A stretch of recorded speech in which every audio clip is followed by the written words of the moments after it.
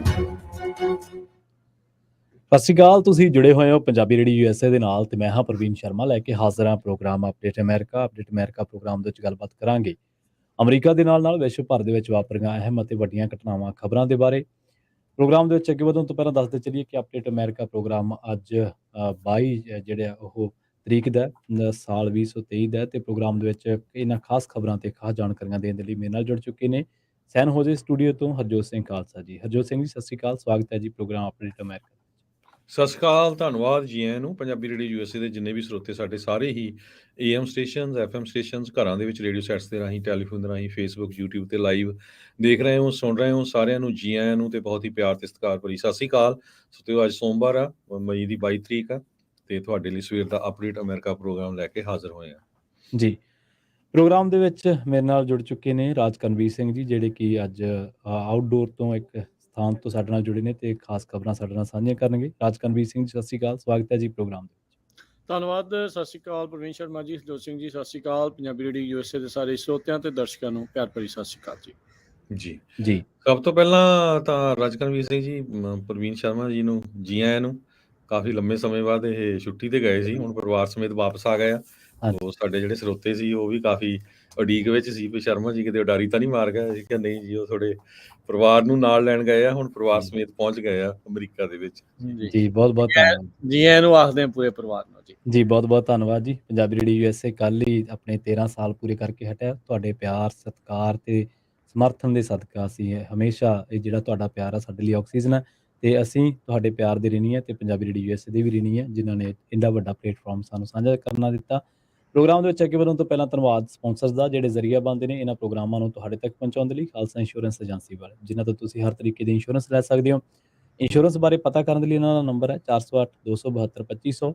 ਟਰਕੀਨਾ immigration ਲਾ firm ਵਾਲੇ, ਜੇ ਟਰਕੀਨਾ ਅਟਾਰਨੀ ਟਰਕੀਨਾ ਦੇ ਨਾਲ ਤੁਸੀਂ ਯੂਐਸ ਇਮੀਗ੍ਰੇਸ਼ਨ ਬਾਬਤ ਕੋਈ ਵੀ ਸਲਾਹ ਕਰਨੀ ਹੈ, ਕੋਈ ਮਸ਼ਵਰਾ ਕਰਨਾ ਹੈ, ਕੋਈ ਸਵਾਲ ਪੁੱਛਣਾ, ਤੇ ਉਹਨਾਂ ਦਾ ਨੰਬਰ ਹੈ 415 909 0503।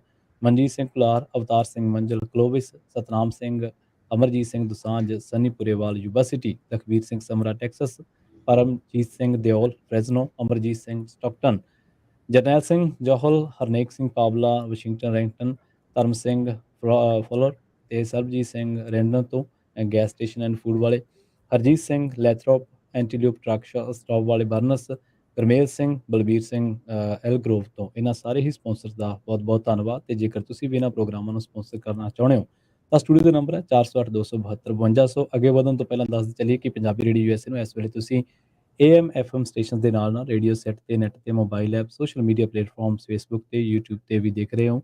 ਸਾਰੇ ਹੀ ਦਰਸ਼ਕਾਂ ਦਾ ਇਸ ਪ੍ਰੋਗਰਾਮ ਦੇ ਵਿੱਚ ਇੱਕ ਵਾਰ ਮੁੜ ਤੋਂ ਸਵਾਗਤ ਹੈ ਜੀ।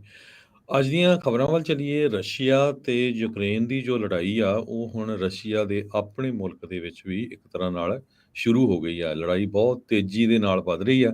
ਰਸ਼ੀਆ ਵਾਲੇ ਕਲੇਮ ਕਰ ਰਹੇ ਆ ਵੀ ਬੈਖਮਟ ਵਾਲਾ ਜੋ ਟਾਊਨ ਆ ਉਹਨਾਂ ਨੇ ਆਪਣੇ ਕਬਜ਼ੇ 'ਚ ਲੈ ਰਿਹਾ, ਪਰ ਯੂਕਰੇਨ ਕਹਿ ਰਿਹਾ ਵੀ ਨਹੀਂ, ਹਜੇ ਤੱਕ ਅਸੀਂ ਉਹਨੂੰ ਹੋਲਡ ਰੱਖਿਆ ਆ।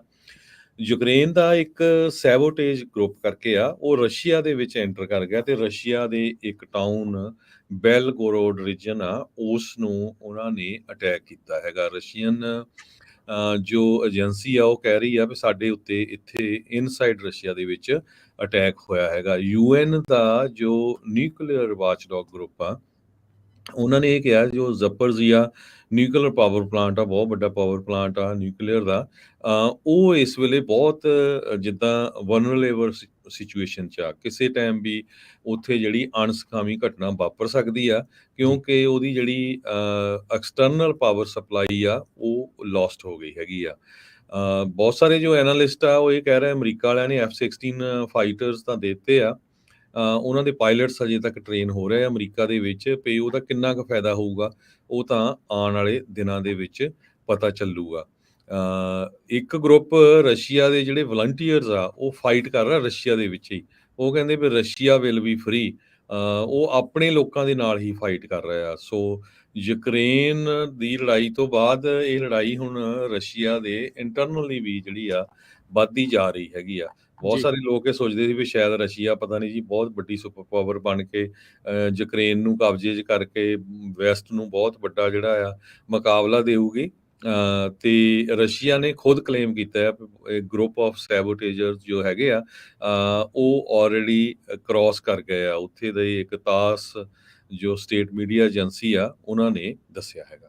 ਜੀ ਉੱਥੋਂ ਦੇ ਜਿਹੜਾ ਮੇਅਰ ਆ ਹਰਜੋਤ ਸਿੰਘ ਜੀ, ਉਹਨਾਂ ਨੇ ਕਿਹਾ ਵੀ ਘੱਟੋ ਘੱਟ 3 ਜਾਣੇ ਇਸ ਹਮਲੇ 'ਚ ਜ਼ਖਮੀ ਜਿਹੜੇ ਆ ਉਹ ਹੋਏ ਨੇ। ਇਹ ਰੂਸ ਦਾ ਹੀ ਜਿਹੜਾ ਇਲਾਕਾ ਆ ਬੈਲਗਰੋਡ, ਜਿੱਥੇ ਇਹਨਾਂ ਨੇ ਹਮਲਾ ਜਿਹੜਾ ਉਹ ਕੀਤਾ ਆ। ਯੂਕਰੇਨੀਅਨ ਅਧਿਕਾਰੀਆਂ ਨੇ ਐਕਨੋਲਜ ਕੀਤਾ ਆ ਵੀ ਉਹਨਾਂ ਦੇ ਕੁਝ ਯੂਨਿਟਸ ਨੇ ਜਿਹੜਾ ਆਪਰੇਸ਼ਨ ਜ਼ਰੂਰ ਉਸ ਇਲਾਕੇ ਦੇ ਵਿੱਚ ਕੀਤੇ ਆ, ਜਿਹੜੇ ਡਿਫੈਂਸ ਤੇ ਸਿਕਿਉਰਿਟੀ ਫੋਰਸਿਸ ਹੈਗੀਆਂ ਯੂਕਰੇਨ ਦੀਆਂ। ਪਰ ਉਹਨਾਂ ਨੇ ਕਿਹਾ ਵੀ ਇਹ ਆਪਣੇ ਨਿੱਜੀ ਤੌਰ ਦੇ ਉੱਤੇ ਇੰਡੀਪੈਂਡੈਂਟਲੀ ਕੀਤਾ ਆ, ਮੁਲਕ ਦੇ ਕਹਿਣ ਦੇ ਉੱਤੇ ਇਹਨਾਂ ਨੇ ਇਹ ਕਾਰਵਾਈ ਨਹੀਂ ਕੀਤੀ ਜਿਹੜੇ ਰੂਸੀ ਸਿਟੀਜ਼ਨ ਦੇ ਉੱਤੇ। ਇਹ ਵੀ ਹਰਜੋਤ ਸਿੰਘ ਜੀ ਇਸ ਨੂੰ ਇਸ ਐਂਗਲ ਤੋਂ ਵੀ ਦੇਖਣਾ ਚਾਹੀਦਾ ਵੀ ਰੂਸ ਦਾ ਜਿਹੜਾ ਪੁਤਿਨ ਆ ਉਹ ਇਦਾਂ ਦੇ ਫਾਲਸ ਫਲੈਗ ਅਟੈਕ ਕਰਵਾ ਕੇ ਖੁਦ ਵੀ ਜਿਹੜਾ ਯੂਕਰੇਨ ਦੇ ਉੱਤੇ ਹੋਰ ਹਮਲੇ ਤੇਜ਼ ਕਰਨ ਦੀ ਕੋਸ਼ਿਸ਼ ਕਰ ਸਕਦਾ ਆ, ਕਿਉਂਕਿ ਆਪਾਂ ਜਾਣਦੇ ਹਾਂ ਵੀ ਇਹਨਾਂ ਨੂੰ ਹੁਣ ਜਿਹੜੇ ਟੈਂਕ, ਲੜਾਕੂ ਜਹਾਜ਼ ਤੇ ਇਹਨਾਂ ਦੀ ਜਿਹੜੀ ਫੌਜ ਆ ਉਹਨਾਂ ਦੀ ਤਿਆਰੀ ਜਿਹੜੀ ਆ ਉਹ ਵੈਸਟ ਦੇ ਕਈ ਮੁਲਕਾਂ ਦੇ ਦੁਆਰਾ ਕੀਤੀ ਜਾ ਰਹੀ ਆ। ਜਰਮਨੀ ਦੀ ਜਿਹੜੀ ਉੱਥੇ ਹੈਗੀਆਂ ਆ ਕਮਾਂਡਸ ਆ, ਜਿੱਥੇ ਨਾਟੋ ਦੀਆਂ ਫੋਰਸਿਸ ਆ, ਉਹਨਾਂ ਦੇ ਦੁਆਰਾ ਵੀ ਇਹਨਾਂ ਨੂੰ ਯੂਕਰੇਨ ਦੇ ਫੌਜੀਆਂ ਨੂੰ ਟ੍ਰੇਨਿੰਗ ਦਿੱਤੀ ਜਾ ਰਹੀ ਹੈਗੀ ਆ। ਜੀ ਸੋ ਬਿਲਕੁਲ ਜੋ ਬੈਲਗਰਾਡ ਵਾਲਾ ਰੀਜਨ ਹੈਗਾ ਆ ਉਹਦੇ ਬਾਰਡਰ ਦੇ ਉੱਤੇ ਲੜਾਈ ਬੜੀ ਤੇਜ਼ੀ ਦੇ ਨਾਲ ਵੱਧ ਰਹੀ ਹੈਗੀ ਆ। ਜਿਹੜਾ ਵੈਗਨਰ ਗਰੁੱਪ ਆ ਉਹਨਾਂ ਨੇ ਕਲੇਮ ਕਰ ਲਿਆ ਵੀ ਅਸੀਂ ਬੈਖਮਟ ਵਾਲਾ ਜੋ ਯੂਕਰੇਨ ਦਾ ਏਰੀਆ ਆ ਉਹ ਆਪਣੇ ਕਬਜ਼ੇ 'ਚ ਲੈ ਰਿਹਾ। ਉੱਥੇ ਬਹੁਤ ਤਬਾਹੀ ਮਚੀ ਆ, ਬਿਲਡਿੰਗਾਂ, ਬ੍ਰਿਜ, ਸਕੂਲ, ਹਸਪੀਟਲ ਪੂਰੇ ਤਹਿ-ਨਸਹਿ ਕੀਤੇ ਹੋਏ ਹੈਗੇ ਆ, ਜਿੱਦਾਂ ਵਾਰ ਪੂਰੀ ਲੱਗੀ ਹੋਈ ਹੈਗੀ ਆ। ਸੋ ਯੂਕਰੇਨ ਵਾਲੇ ਜਿਹੜੇ ਆ ਹਜੇ ਤੱਕ ਫਾਈਟ ਪੂਰੀ ਦੇ ਰਹੇ ਆ, ਪਰ ਨੁਕਸਾਨ ਯੂਕਰੇਨ ਦੇ ਵਿੱਚ ਵੀ ਬਹੁਤ ਜ਼ਿਆਦਾ ਹੋ ਰਿਹਾ ਆ। ਸਭ ਤੋਂ ਜ਼ਿਆਦਾ ਜਿਹੜਾ ਦੁਨੀਆ ਨੂੰ ਇਸ ਟਾਈਮ ਖਤਰਾ ਆ ਉਹ ਜ਼ਾਪਰਜ਼ੀਆ ਨਿਊਕਲੀਅਰ ਪਾਵਰ ਪਲਾਂਟ ਦਾ ਹੈਗਾ ਆ। ਵੀ ਜੇ ਇਨ ਕੇਸ ਉੱਥੇ ਕੁਛ ਅਣਸਕਾਮੀ ਘਟਨਾ ਵਾਪਰਦੀ ਉਹਦੇ ਨਾਲ ਬਹੁਤ ਵੱਡਾ ਜਿਹੜਾ ਨੁਕਸਾਨ ਹੋ ਸਕਦਾ, ਜਿਸ ਤਰ੍ਹਾਂ ਚਰਬਨਲ 'ਚ ਜੋ ਹੋਇਆ ਸੀ। ਬਿਲਕੁਲ ਜੀ ਤੇ ਜੋ ਗ੍ਰਿਡ ਸੀ ਲੇਟੈਸਟ, ਜਿੱਦਾਂ ਮੈਂ ਪਹਿਲਾਂ ਸਾਂਝੀ ਕੀਤੀ ਸੀ, ਉਹ ਉਹਨਾਂ ਦੀ ਬੰਦ ਹੋ ਗਈ ਸੀ। ਉਹ ਹੁਣ ਲੇਟੈਸਟ ਖਬਰ ਇਹ ਦੇ ਰਹੇ ਆ ਵੀ ਗ੍ਰਿਡ ਨੂੰ ਦੁਬਾਰਾ ਕੀ ਕਨੈਕਟ ਕਰ ਦਿੱਤਾ ਗਿਆ ਹੈਗਾ।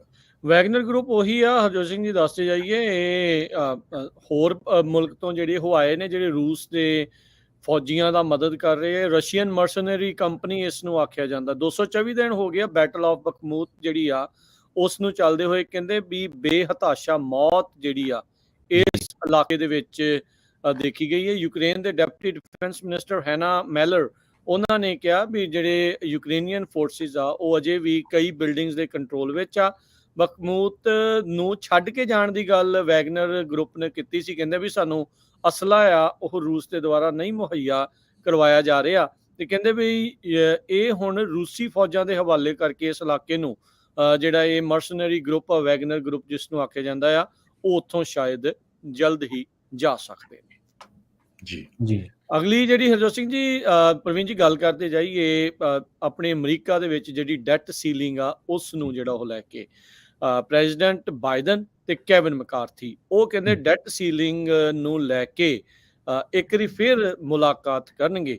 ਵੀਕਐਂਡ ਦੇ ਉੱਤੇ ਮੈਕਾਰਥੀ ਹੁਣਾਂ ਦੇ ਦੁਆਰਾ ਇਹ ਕਹਿ ਕੇ ਗੱਲਬਾਤ ਬੰਦ ਕਰ ਦਿੱਤੀ ਗਈ ਸੀ ਵੀ ਕਹਿੰਦੇ ਵੀ ਵਾਈਟ ਹਾਊਸ ਸਾਡੀ ਕੋਈ ਵੀ ਗੱਲ ਨਹੀਂ ਸੁਣ ਰਿਹਾ ਤੇ ਇਸ ਟਾਈਮ ਗੱਲਬਾਤ ਕਰਕੇ ਕੋਈ ਅੱਗੇ ਕਿਸੇ ਸਿੱਟੇ ਵੱਲ ਜਿਹੜਾ ਉਹ ਨਹੀਂ ਵਧਿਆ ਜਾ ਸਕਦਾ। G7 ਦੀ ਸਮਿਟ ਨੂੰ ਸ਼ਾਰਟ ਕਰਦੇ ਹੋਏ, ਕੁਆਡ ਦੀ ਮੀਟਿੰਗ ਨੂੰ ਕੈਂਸਲ ਕਰਦੇ ਹੋਏ ਪ੍ਰੈਜ਼ੀਡੈਂਟ ਬਾਈਡਨ ਉਹ ਵਾਪਸ ਮੁਲਕ ਨੂੰ ਜਿਹੜਾ ਉਹ ਪਰਤ ਰਹੇ ਆ ਜਾਪਾਨ ਦੇ ਵਿੱਚ G7 ਦੀ ਜਿਹੜੀ ਸਮਿਟ ਆ ਉਸ ਤੋਂ ਬਾਅਦ ਦੇ ਵਿੱਚ। ਹੁਣ ਇਹ ਦੱਸਿਆ ਜਾ ਰਿਹਾ ਆ ਵੀ ਕੈਵਿਨ ਮੈਕਾਰਥੀ ਤੇ ਪ੍ਰੈਜ਼ੀਡੈਂਟ ਬਾਈਡਨ ਇਹ ਅੱਜ ਹੀ ਦੁਪਹਿਰ ਨੂੰ ਜਿਹੜੇ ਆ ਉਹ ਗੱਲਬਾਤ ਕਰਨਗੇ ਤਾਂ ਜੋ ਜਿਹੜੀ ਡੈਟ ਲਿਮਿਟ ਦਾ ਕ੍ਰਾਈਸਿਸ ਆ ਉਸ ਨੂੰ ਬਚਾਇਆ ਜਾ ਸਕੇ। ਅੱਜ ਦੇਖੋ 22 ਤਰੀਕ ਆ, 8 ਕੁ ਦਿਨ ਹੋਰ ਰਹਿ ਗਏ ਆ 1 ਜੂਨ ਨੂੰ ਆਉਂਦਿਆਂ ਨੂੰ, ਤੇ 1 ਜੂਨ ਤੱਕ ਟ੍ਰੈਜਰੀ ਡਿਪਾਰਟਮੈਂਟ ਦੇ ਜੈਨੇਟ ਯੈਲਨ ਨੇ ਬਾਰ-ਬਾਰ ਇਹ ਚੇਤਾਵਨੀ ਦਿੱਤੀ ਆ ਵੀ ਜੇ ਜੂਨ ਦੀ ਸ਼ੁਰੂਆਤ ਤੱਕ ਇਹ ਫੈਸਲਾ ਆਪਸ 'ਚ ਸਮਝੌਤਾ ਨਹੀਂ ਹੋਇਆ ਡੈਟ ਸੀਲਿੰਗ ਨੂੰ ਲੈਂਦੇ ਹੋਏ ਤਾਂ ਅਮਰੀਕਾ ਡੀਫਾਲਟ ਕਰ ਸਕਦਾ ਆ। ਸੋ ਇਹ ਮੀਟਿੰਗ ਇਸ ਟਾਈਮ ਬਹੁਤ ਜਿਹੜੇ ਫਰੈਂਟਿਕ ਹਾਲਾਤ ਕਹਿ ਸਕਦੇ ਬਣੇ ਆ। ਹਰ ਇੱਕ ਚੀਜ਼ ਜਿਹੜੀ ਉਹ ਦਾਅ ਦੇ ਉੱਤੇ ਜਿਹੜੀ ਉਹ ਲੱਗੀ ਆ। ਇਹ ਜਿਹੜੀ ਹਾਈ ਸਟੇਕਸ ਮੀਟਿੰਗ ਆ ਬਾਈਡਨ ਤੇ ਮੈਕਾਰਥੀ ਹੁਣਾਂ ਦੇ ਵਿਚਾਲੇ ਜਿਹੜੀ ਹੋਣੀ ਆ, ਇਹਦੇ ਵਿੱਚ ਇਹ ਕੋਸ਼ਿਸ਼ ਹੋਊਗੀ ਵੀ ਕੋਈ ਅਜਿਹੀ ਡੀਲ ਬਣੇ ਜਿਹਦੇ ਵਿੱਚ ਜਿਹੜਾ ਰਿਪਬਲਿਕਨ ਲੈਡ ਹਾਊਸ ਆ ਤੇ ਡੈਮੋਕ੍ਰੇਟਿਕਲੀ ਕੰਟਰੋਲਡ ਸੈਨੇਟ ਆ ਦੋਨਾਂ ਦੇ ਵਿੱਚ ਇਹ ਚਾਹੇ ਸ਼ਾਰਟ ਟਰਮ ਦੇ ਲਈ ਇਸ ਨੂੰ ਬਿੱਲ ਨੂੰ ਪਾਸ ਕਰਵਾਇਆ ਜਾ ਸਕੇ। ਸੋ ਮਕਾਰਥੀ ਹੁਣਾਂ ਨੂੰ ਆਪਣੀ ਜਿਹੜੇ ਖੇਮੇ ਦੇ ਵਿੱਚ ਜਿਹੜੇ ਹਾਰਡਲਾਈਨਰ ਮੈਂਬਰਸ ਆ ਉਹਨਾਂ ਦਾ ਜਿਹੜਾ ਕਹਿ ਸਕਦੇ ਆ ਵੀ ਅਪਰਾਈਜ਼ਿੰਗ ਸਾਹਮਣਾ ਕਰਨਾ ਪੈ ਰਿਹਾ ਆ, ਤੇ ਬਾਈਡਨ ਹੁਣਾਂ ਨੂੰ ਜਿਹੜਾ ਪ੍ਰੋਗਰੈਸਿਵ ਖੇਮਾ ਆ ਡੈਮੋਕ੍ਰੇਟਸ ਦੇ ਵਿੱਚ ਉਸ ਦਾ ਅਪਰਾਈਜ਼ਿੰਗ ਦਾ ਜਿਹੜਾ ਉਹ ਸਾਹਮਣਾ ਕਰਨਾ ਪੈ ਰਿਹਾ ਆ। ਦੋਨੋਂ ਹੀ ਪਾਸੋਂ ਐਕਸਟ੍ਰੀਮ ਪੋਜੀਸ਼ਨਸ ਲਈਆਂ ਜਿਹੜੀਆਂ ਹੋ ਜਾ ਰਹੀਆਂ। ਬਾਈਡਨ ਹੁਣਾਂ ਨੇ ਇਸ ਨੈਗੋਸੀਏਸ਼ਨਸ ਦੇ ਬਾਰੇ ਜਾਪਾਨ ਦੇ ਹੀਰੋਸ਼ੀਮਾ ਦੇ ਵਿੱਚ ਵੀ ਜਿਹੜੀ ਉਹ ਗੱਲਬਾਤ ਕਰਦੇ ਹੋਏ ਕਿਹਾ ਵੀ ਰਿਪਬਲਿਕਨਸ ਐਕਸਟ੍ਰੀਮ ਪੋਜੀਸ਼ਨ ਲੈ ਰਹੇ ਆ ਤੇ ਪ੍ਰੋਗਰੈਸ ਨੂੰ ਇੱਕ ਹਿਸਾਬ ਦੇ ਨਾਲ ਅੜਿੱਕਾ ਜਿਹੜਾ ਉਡਾ ਰਹੇ ਆ। ਉੱਥੇ ਰਿਪੋਰਟਰਸ ਨਾਲ ਗੱਲਬਾਤ ਕਰਦੇ ਹੋਏ ਕਿਹਾ ਵੀ ਕਹਿੰਦੇ ਵੀ ਮੈਂ ਤਾਂ ਆਪਣਾ ਕੰਮ ਕਰ ਰਿਹਾ ਆ, ਪਰ ਦੂਜੇ ਪਾਸੋਂ ਜਿਹੜਾ ਆ ਇਹ ਹੋਣਾ ਚਾਹੀਦਾ ਆ। ਉਧਰ ਮਕਾਰਥੀ ਉਹਨਾਂ ਨੇ ਕਿਹਾ ਆ ਵੀ ਜਿਹੜਾ 72 ਘੰਟੇ ਦਾ ਰੂਲ ਹੈਗਾ ਆ ਵੋਟ ਜਿਹੜਾ ਉਹ ਲੈ ਕੇ ਆਉਣ ਦਾ, ਉਹ ਉਸ ਨੂੰ ਅਵਾਇਡ ਕਰਨਗੇ। ਸੋ ਜੇ 1 ਜੂਨ ਦੀ ਗੱਲ ਆ ਤਾਂ ਇਹਦਾ ਮਤਲਬ ਵੀ 26-27 ਤਰੀਕ ਤੱਕ ਕੋਈ ਨਾ ਕੋਈ ਸਮਝੌਤਾ ਹੋਣਾ ਚਾਹੀਦਾ ਆ, ਤਾਂ ਹੀ 72 ਘੰਟਿਆਂ ਦੇ ਵਿੱਚ ਜਿਹੜੀ ਬਾਅਦ 'ਚ 1 ਤਰੀਕ ਤੋਂ ਪਹਿਲਾਂ ਵੋਟ ਕਰਵਾਈ ਜਿਹੜੀ ਉਹ ਜਾਣੀ ਚਾਹੀਦੀ ਆ। ਸੋ ਕੈਪੀਟਲ ਦੇ ਵਿੱਚ ਅੱਜ ਵਾਪਸ ਪਹੁੰਚ ਚੁੱਕੇ ਆ ਵਾਈਟ ਹਾਊਸ ਦੇ ਵਿੱਚ, ਆਪਣੀ ਕਹਿ ਲਓ ਵੀ ਦੌਰੇ ਨੂੰ ਵੀ ਜਿਹੜਾ ਉਹ ਛੋਟਾ ਕਰਕੇ ਆ ਗਏ ਆ ਤਾਂ ਜੋ ਅਮਰੀਕਾ ਦੇ ਇਸ ਡੈਟ ਸੀਲਿੰਗ ਦੇ ਮਸਲੇ ਨੂੰ ਸਮਝਾਇਆ ਜਾ ਸਕੇ। ਹੁਣ ਇਹ ਵੱਡਾ ਮੁੱਦਾ ਆ ਵੀ ਆਪਸ ਦੇ ਵਿੱਚ ਡੈਮੋਕ੍ਰੇਟਸ ਤੇ ਰਿਪਬਲਿਕਨ ਕੋਈ ਸਮਝੌਤਾ ਕਰਨ 'ਚ ਕਾਮਯਾਬ ਰਹਿ ਸਕਣਗੇ ਜਾਂ ਨਹੀਂ। ਪ੍ਰਪੋਜ਼ਲ ਕਈ ਹੋਣਗੇ, ਕਿਹਦੇ ਤੇ ਐਗਰੀਮੈਂਟ ਹੋਊਗਾ ਉਹ ਇਸ ਟਾਈਮ ਵੱਡਾ ਸਵਾਲ ਬਣਦਾ ਜਾ ਰਿਹਾ ਹੈ। ਬਾਈਡਨ ਉਹਨਾਂ ਨੇ ਕਿਹਾ ਵੀ ਰਿਪਬਲਿਕਨ ਜੋ ਆ ਉਹ ਰੂਲ ਆਊਟ ਕਰ ਰਹੇ ਆ ਵੀ ਜੋ ਜਿਹਦੇ ਵਿੱਚ ਰੈਵਨਿਊ ਇਨਕਰੀਜ਼ ਕਰਨਾ ਜਾਂ ਜਿੱਥੇ ਟੈਕਸ ਇਨਕਰੀਜ਼ ਕਰਨਾ ਆ, ਸੋ ਇਹ ਮੇਨ ਮੁੱਦੇ ਦੇ ਉੱਤੇ ਐਗਰੀ ਨਹੀਂ ਕਰ ਰਹੇ ਹੈਗੇ। ਤੇ ਉਹ ਕਹਿੰਦੇ ਵੀ ਮੈਂ ਇੰਨਾ ਯਕੀਨ ਨਹੀਂ ਹੈਗਾ ਵੀ ਰਿਪਬਲਿਕਨ ਐਗਰੀ ਕਰੂਗੇ ਡਿਫਾਲਟ ਨੂੰ ਤੋਂ ਬਚਣ ਦੇ ਲਈ। ਕਹਿੰਦੇ ਵੀ ਮੈਂ ਗਰੰਟੀ ਨਹੀਂ ਕਰ ਸਕਦਾ, ਪਰ ਦੇਖੋ ਕੀ ਬਣਦਾ। ਇਸ ਟਾਈਮ ਅਮਰੀਕਾ ਦਾ ਸਭ ਤੋਂ ਵੱਡਾ ਮੁੱਦਾ ਡੈਫਟ ਸੀਲਿੰਗ ਜੋ ਕਰਜ਼ਾ ਆ ਉਹਦੀ ਲਿਮਟ ਨੂੰ ਵਧਾਉਣ ਲਈ ਬਣਿਆ ਹੋਇਆ ਆ, ਤੇ ਸਿਰਫ 10 ਦਿਨ ਰਹਿ ਗਏ ਹੈਗੇ ਆ। ਉਹ ਤੋਂ ਪਹਿਲਾਂ ਕਰਨਾ ਪੈਣਾ ਆ, ਨਹੀਂ ਤਾਂ ਜੂਨ 1 ਨੂੰ US ਜੋ ਆ ਉਹ ਡਿਫਾਲਟ ਦੇ ਵਿੱਚ ਜਾ ਸਕਦਾ ਹੈਗਾ। ਜੀ ਜੀ ਅਗਲੀ ਜਿਹੜੀ ਖਬਰ ਆ ਉਹ ਸਾਊਥ ਅਮਰੀਕੀ ਦੇਸ਼ ਗੁਆਨਾ ਤੋਂ ਆ ਰਹੀ ਹੈ। ਬੜੀ ਮੰਦਭਾਗੀ ਜਿਹੜੀ ਖਬਰ ਆ ਉਹ ਆ ਰਹੀ ਹੈ।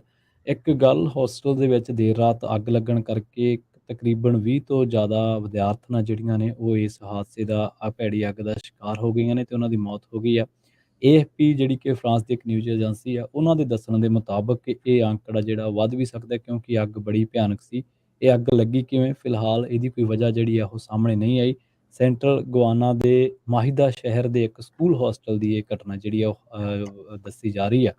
ਜਦੋਂ ਇਹ ਘਟਨਾ ਵਾਪਰੀ ਹੈ ਤੇ ਉਦੋਂ ਇਹ ਵਿਦਿਆਰਥਣਾਂ ਸੌਂ ਰਹੀਆਂ ਸਨ।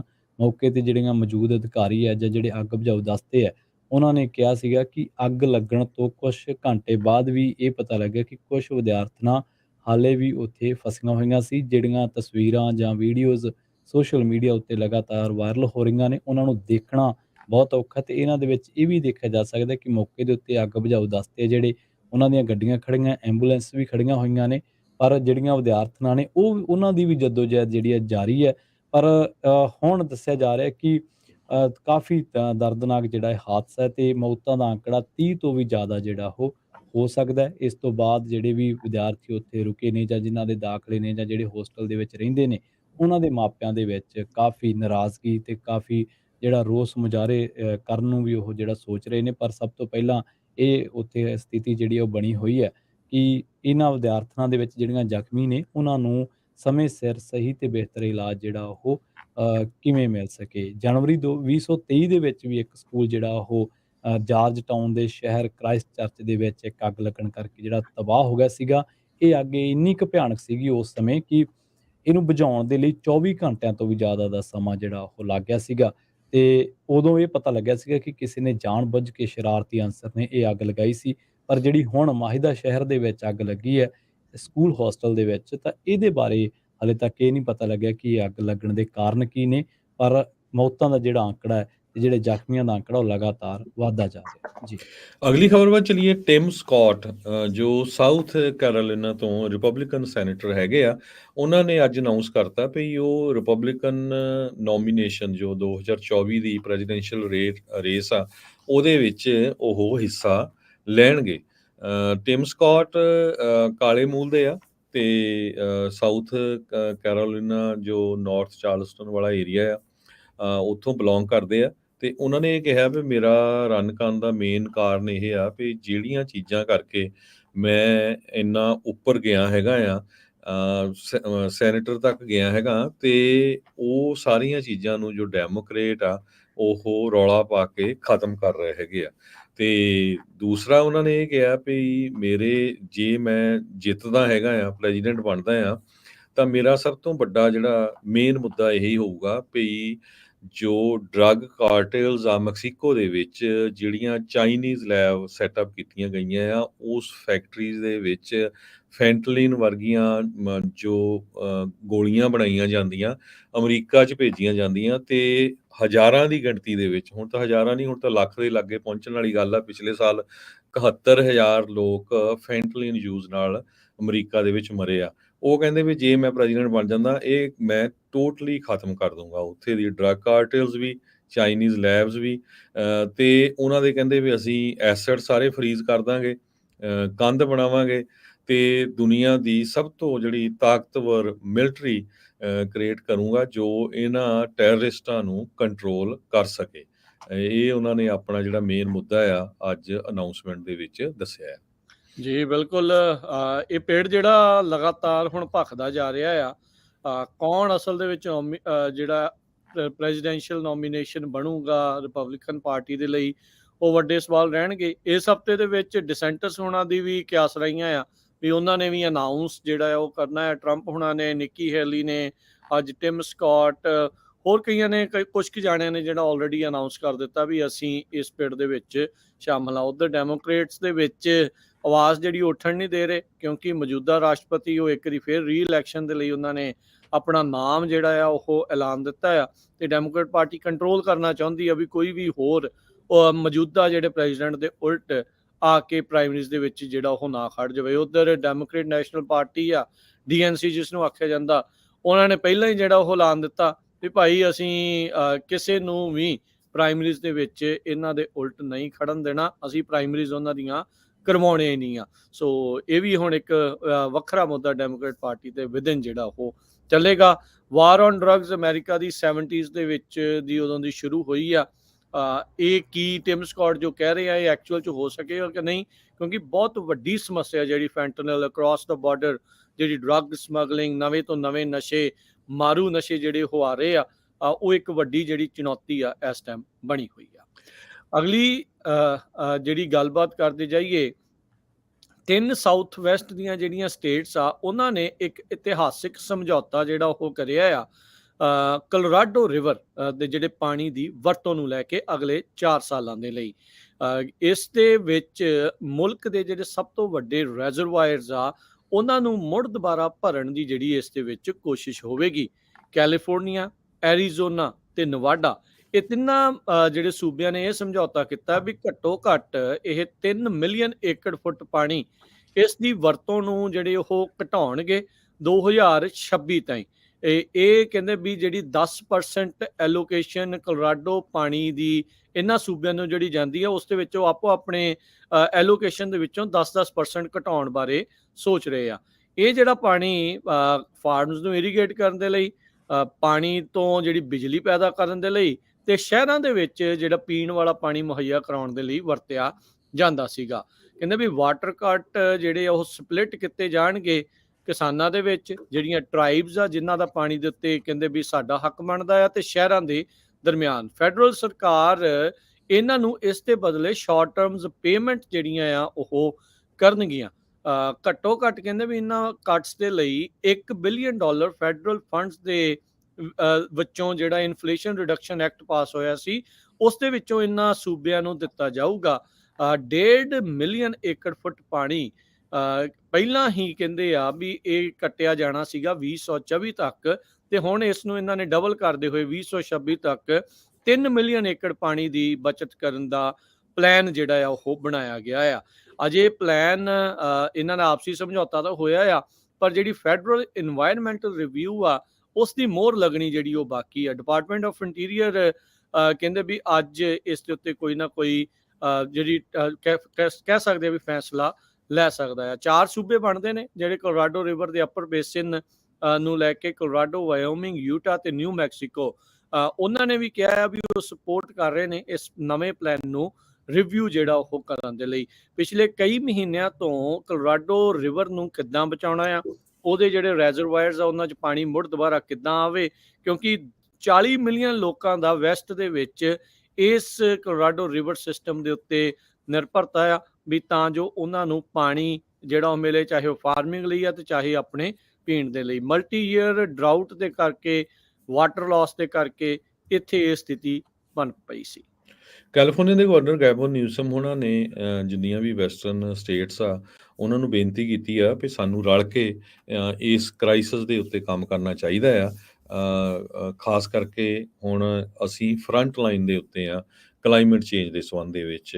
ਕਹਿੰਦੇ ਵੀ ਜੋ ਇਹ ਹਿਸਟੋਰਿਕ ਪਾਰਟਨਰਸ਼ਿਪ ਹੋਈ ਹੈਗੀ ਆ ਕੈਲੀਫੋਰਨੀਆ ਤੇ ਹੋਰ ਲੋਅਰ ਵੇਸਟਰਨ ਸਟੇਟਸ ਦੇ ਵਿੱਚ, ਇਹਦੇ ਨਾਲ ਜੋ ਕ੍ਰਿਟੀਕਲ ਵਾਟਰ ਸਪਲਾਈ ਹੈਗਾ ਜੋ 40 ਮਿਲੀਅਨ ਦੇ ਕਰੀਬ ਲੋਕਾਂ ਨੂੰ ਜਾਂਦਾ ਆ, ਉਹ ਆਪਾਂ ਬਿਲਕੁਲ ਇਕੱਠੇ ਹੋ ਕੇ ਵਰਕਆਊਟ ਕਰਨ ਦੇ ਵਿੱਚ ਕਾਮਯਾਬ ਹੋਵਾਂਗੇ ਲੌਂਗ ਟਰਮ ਦੇ ਲਈ।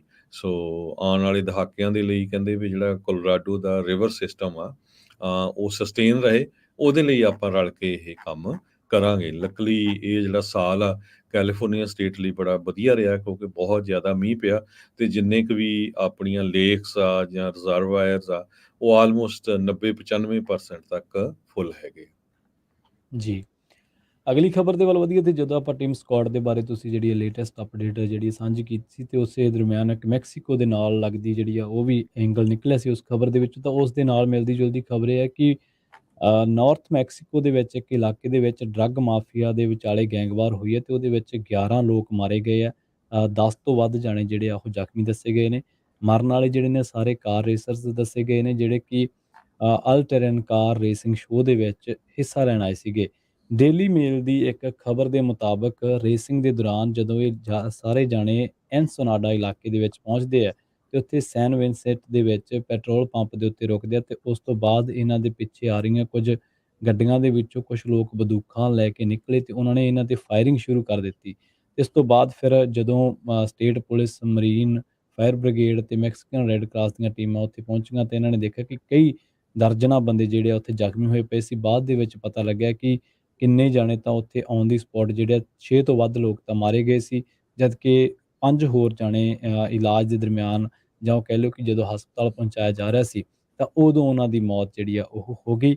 ਐਨਸੋਨਾਡਾ ਦੇ ਵਿੱਚ ਜਿਹੜਾ ਐਨਸੋਨਾਡਾ ਇਲਾਕਾ ਹੈ, ਸੈਨਾਡਾ, ਉਹ ਦੱਸਿਆ ਜਾ ਰਿਹਾ ਕਿ ਇੱਕ ਡਰੱਗ ਮਾਫੀਆ ਤੇ ਤਸਕਰਾਂ ਦਾ ਗੜ੍ਹ ਹੈ ਤੇ ਇੱਥੇ ਆਰਲਾਈਨੋ ਗਰੁੱਪ ਤੇ ਨਾਲ ਹੀ ਸਿਨੋਲੀਆ ਕਾਰਟਲ ਦੇ ਵਿੱਚ ਆਪਸੀ ਰੰਜਿਸ਼ ਸੀਗੀ, ਜਿਹਦੇ ਕਰਕੇ ਜਿਹੜੀ ਇਹ ਵਾਰਦਾਤ ਵਾਪਰੀ ਹੈ। ਇਹ ਕ੍ਰਾਈਮ ਦਾ ਗੜ੍ਹ ਮੰਨਿਆ ਜਾਂਦਾ ਤੇ ਇਹ ਮੈਕਸੀਕੋ ਤੇ ਅਮਰੀਕਾ ਦਾ ਜਿਹੜਾ ਬਾਰਡਰ ਆ ਉਹਦੇ ਨਾਲ ਲੱਗਦੇ ਇਲਾਕਿਆਂ ਦੇ ਵਿੱਚ ਦੱਸਿਆ ਜਾਂਦਾ। ਤੇ ਹੁਣ ਵੀ ਇਹ ਵੀ ਦੱਸਿਆ ਜਾਂਦਾ ਕਿ ਇਕੱਲੀ ਡਰੱਗ ਨਹੀਂ, ਇੱਥੋਂ ਜਿਹੜੀ ਆ ਹਿਊਮਨ ਟ੍ਰੈਫਿਕਿੰਗ ਆ ਜਿਹੜੀ ਆ ਉਹ ਵੀ ਇੱਥੋਂ ਹੁੰਦੀ ਹੈ। ਪਰ ਆਪਾਂ ਦੇਖਿਆ ਕਿ ਮੈਕਸੀਕੋ ਦੇ ਵਿੱਚ ਜਿਹੜੀ ਹਿੰਸਾ ਉਹ ਲਗਾਤਾਰ ਵੱਧ ਰਹੀ ਹੈ ਤੇ ਇਹਦੇ ਪਿੱਛੇ ਜਿਵੇਂ ਟਿਮ ਸਕੌਟ ਨੇ ਇਸ਼ਾਰਾ ਕੀਤਾ ਸੀ ਤਾਂ ਕਈ ਤਰ੍ਹਾਂ ਦੀਆਂ ਥਿਊਰੀਜ਼, ਕਈ ਤਰ੍ਹਾਂ ਦੀਆਂ ਗੱਲਾਂ, ਕਈ ਤਰ੍ਹਾਂ ਦੀਆਂ ਘਟਨਾਵਾਂ ਆਪਾਂ ਖਬਰਾਂ ਦੇ ਵਿੱਚ ਪੜ੍ਹਦੇ, ਵੇਖਦੇ, ਸੁਣਦੇ ਰਹੇ ਨੇ। ਜੀ ਜੀ, ਆਪਾਂ ਇੱਕ ਬ੍ਰੇਕ ਲੈਂਦੇ ਹਾਂ। ਬ੍ਰੇਕ ਤੋਂ ਬਾਅਦ ਮੈਟਾ ਜੋ ਫੇਸਬੁੱਕ ਦੀ ਮੇਜਰ ਕੰਪਨੀ ਆ ਉਹਨਾਂ ਨੂੰ $1.3 ਬਿਲੀਅਨ ਦਾ ਫਾਈਨ ਹੋਇਆ ਤੇ ਨਾਲ ਦੀ ਨਾਲ ਜੋ ਅਮਰੀਕਾ ਦੀ ਚੌਥੀ ਵੱਡੀ ਬੈਂਕ ਆ ਜੋ ਫੇਲ ਹੋਣ ਦੇ ਕਿਨਾਰੇ ਆ, ਪੈਕ ਵੈਸਟ ਬੈਂਕ ਕਾਰਪੋਰੇਸ਼ਨ, ਉਹਨਾਂ ਨੇ ਬਿਲੀਅਨਸ ਆਫ ਡਾਲਰ ਦੇ ਲੋਨ ਆਪਣੇ ਕੈਨੇਡੀ ਵਿਲਸਨ ਨੂੰ ਸੈਲ ਕੀਤੇ ਆ। ਜੀ, ਤੇ ਨਾਲ ਹੀ ਗੱਲ ਕਰਾਂਗੇ ਜੇ ਡੈਟ ਸੀਲਿੰਗ ਦਾ ਸਮਝੌਤਾ ਨਹੀਂ ਹੁੰਦਾ ਕਿਹਨਾਂ ਦੇ ਉੱਤੇ ਜਿਹੜਾ ਉਹ ਸਭ ਤੋਂ ਵੱਡਾ ਅਸਰ ਹੋਊਗਾ, ਕਿਹੜੀਆਂ ਦੇਣਦਾਰੀਆਂ ਅਮਰੀਕਾ ਦੀਆਂ ਖਤਰੇ 'ਚ ਪੈਣਗੀਆਂ, ਉਸ ਉੱਤੇ ਚਰਚਾ ਜਿਹੜੀ ਉਹ ਕਰਾਂਗੇ। ਤੇ ਕੈਮੀਕਲ ਰਸਾਇਣ ਉਹ ਗਾਇਬ ਹੋਏ ਆ, ਕਿੱਥੋਂ ਹੋਏ ਆ, ਕਿਵੇਂ ਹੋਏ ਅਮਰੀਕਾ 'ਚ, ਉਸ ਦੇ ਬਾਰੇ ਜਾਣਕਾਰੀ ਲੈ ਕੇ ਹਾਜ਼ਰ ਹੋਵਾਂਗੇ। ਜੀ ਬਿਲਕੁਲ। ਤੇ ਪਾਕਿਸਤਾਨ ਦੀ ਗੱਲ ਜ਼ਰੂਰ ਕਰਾਂਗੇ। ਪਾਕਿਸਤਾਨ ਦੇ ਵਿੱਚ ਇਸ ਵੇਲੇ ਇਮਰਾਨ ਖਾਨ ਦੇ ਨਾਲ ਜਾਂ ਸਿਆਸੀ ਉਥਲ-ਪੁਥਲ ਕਾਫੀ ਆ।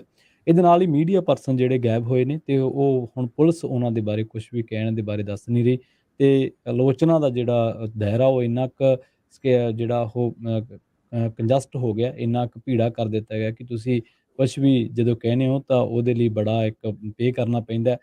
ਜ਼ਿਨਪਿੰਗ ਦਾ ਮਜ਼ਾਕ ਉਡਾਇਆ ਸੀ ਕਮੇਡੀਅਨ ਨੇ ਕਿਸੇ ਨੇ ਤੇ ਹੁਣ ਉਹਦੇ ਸੋਸ਼ਲ ਅਕਾਊਂਟ ਜਿਹੜੇ ਉਹ ਸਸਪੈਂਡ ਕਰ ਦਿੱਤੇ ਗਏ ਆ। ਅੰਕਲ ਰੋਜਰ ਉਸ ਕਮੇਡੀਅਨ ਦਾ ਨਾਂ। ਇਹਦੇ ਬਾਰੇ ਵੀ ਤੁਹਾਡੇ ਨਾਲ ਜਿਹੜੀਆਂ ਖਬਰਾਂ ਨੇ ਉਹ ਸਾਂਝੀਆਂ ਕਰਾਂਗੇ। ਜੁੜੇ ਰਹੋ ਪੰਜਾਬੀ ਰੇਡੀਓ USA ਦੇ ਨਾਲ। ਜਲਦ ਵਾਪਸੀ ਇੱਕ ਸ਼ਾਰਟ ਬ੍ਰੇਕ ਤੋਂ ਬਾਅਦ।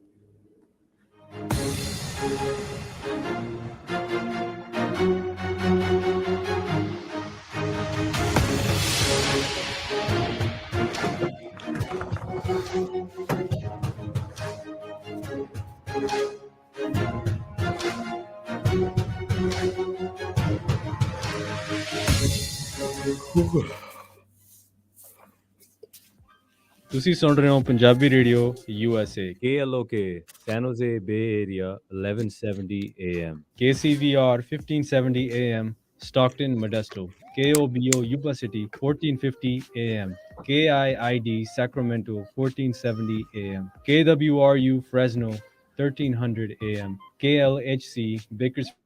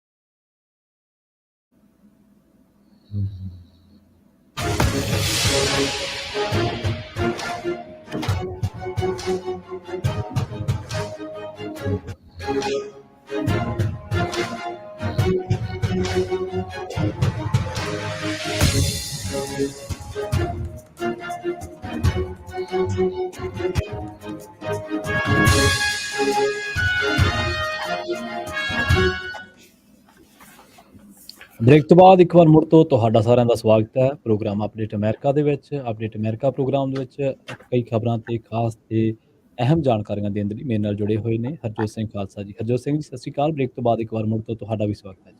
ਸਤਿ ਸ਼੍ਰੀ ਅਕਾਲ, ਧੰਨਵਾਦ ਜੀ ਆਇਆਂ ਨੂੰ ਜੀ। ਰਾਜਕਰਨਵੀਰ ਸਿੰਘ ਜੀ ਸਤਿ ਸ਼੍ਰੀ ਅਕਾਲ। ਬ੍ਰੇਕ ਤੋਂ ਬਾਅਦ ਇੱਕ ਵਾਰ ਮੁੜ ਤੋਂ ਤੁਹਾਡਾ ਵੀ ਸਵਾਗਤ ਹੈ ਜੀ। ਧੰਨਵਾਦ ਜੀ, ਸਭ ਨੂੰ ਪਿਆਰ ਭਰੀ ਸਤਿ ਸ਼੍ਰੀ ਅਕਾਲ ਜੀ। ਜੀ ਅਗਲੀ ਖਬਰ, ਜਿਸ ਤਰ੍ਹਾਂ ਆਪਾਂ ਬ੍ਰੇਕ ਤੋਂ ਪਹਿਲਾਂ ਦੱਸਿਆ ਸੀ, ਪੈਕ ਵੈਸਟ ਬੈਂਕ ਕਾਰਪ ਜੋ ਬੈਂਕ ਹੈਗੀ ਆ, ਚੌਥੀ ਵੱਡੀ ਬੈਂਕ ਆ ਜੋ ਫੇਲ ਹੋਣ ਵੱਲ ਜਾ ਰਹੀ ਆ। ਪਿਛਲੇ ਕੁਝ ਹਫ਼ਤਿਆਂ ਤੋਂ ਆਪਾਂ ਡਿਸਕਸ ਕਰ ਰਹੇ ਆ, ਬਚਾਉਣ ਦੀਆਂ ਕੋਸ਼ਿਸ਼ਾਂ ਤਾਂ ਉਹਨੂੰ ਜਾਰੀ ਆ। 3 ਬੈਂਕਾਂ ਅਮਰੀਕਾ ਦੀਆਂ ਆਲਰੇਡੀ ਫੇਲ ਹੋ ਚੁੱਕੀਆਂ ਆ। ਅੱਜ ਪੈਕ ਵੈਸਟ ਬੈਂਕ ਕਾਰਪ ਜੇ ਕੈਲੀਫੋਰਨੀਆ ਬੇਸਡ ਇਹ ਬੈਂਕ ਆ, ਉਹਨਾਂ ਨੇ ਇਹ ਕਿਹਾ ਵੀ ਉਹ ਆਪਣੇ 74 ਦੇ ਕਰੀਬ ਜੋ ਰੀਅਲ ਸਟੇਟ ਦੇ ਕੰਸਟਰਕਸ਼ਨ ਲੋਨਸ ਆ, ਉਹ $2.6 ਬਿਲੀਅਨ ਦੇ ਕੈਨੇਡੀ ਵਿਲਸਨ ਹੋਲਡਿੰਗ ਨੂੰ ਟ੍ਰਾਂਸਫਰ ਕਰਨ ਜਾ ਰਹੇ ਆ, ਉਹਨਾਂ ਨੂੰ ਵੇਚਣ ਜਾ ਰਹੇ ਆ। ਇਸ ਤੋਂ ਬਿਨਾਂ $363 ਮਿਲੀਅਨ ਦੇ ਐਡੀਸ਼ਨਲ 6 ਰੀਅਲ ਸਟੇਟ ਦੇ ਲੋਨ ਉਹ ਵੇਚਣ ਜਾ ਰਹੇ ਆ। ਇਹਦੇ ਨਾਲ ਉਹਨਾਂ ਦਾ ਸ਼ੇਅਰ ਤਾਂ ਜ਼ਰੂਰ 3.3% ਚੜਿਆ, ਪਰ ਓਵਰਆਲ 60-70% ਉਹਨਾਂ ਦਾ ਸ਼ੇਅਰ ਇਸ ਸਾਲ ਡਾਊਨ ਜਾ ਚੁੱਕਾ ਹੈਗਾ।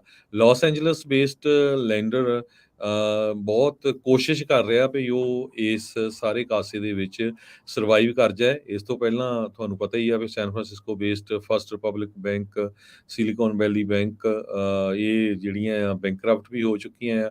ਸੋ ਉਹਨਾਂ ਨੂੰ ਸੇਲ ਕਰ ਦਿੱਤਾ ਗਿਆ ਸੀ। JP Morgan Chase pack West bank 1999 ਦੇ ਵਿੱਚ ਸਥਾਪਿਤ ਹੋਈ ਸੀ, ਖਾਸ ਕਰਕੇ ਹੋਮ ਓਨਰਸ ਐਸੋਸੀਏਸ਼ਨ ਬੈਂਕਿੰਗ ਦੇ ਲਈ।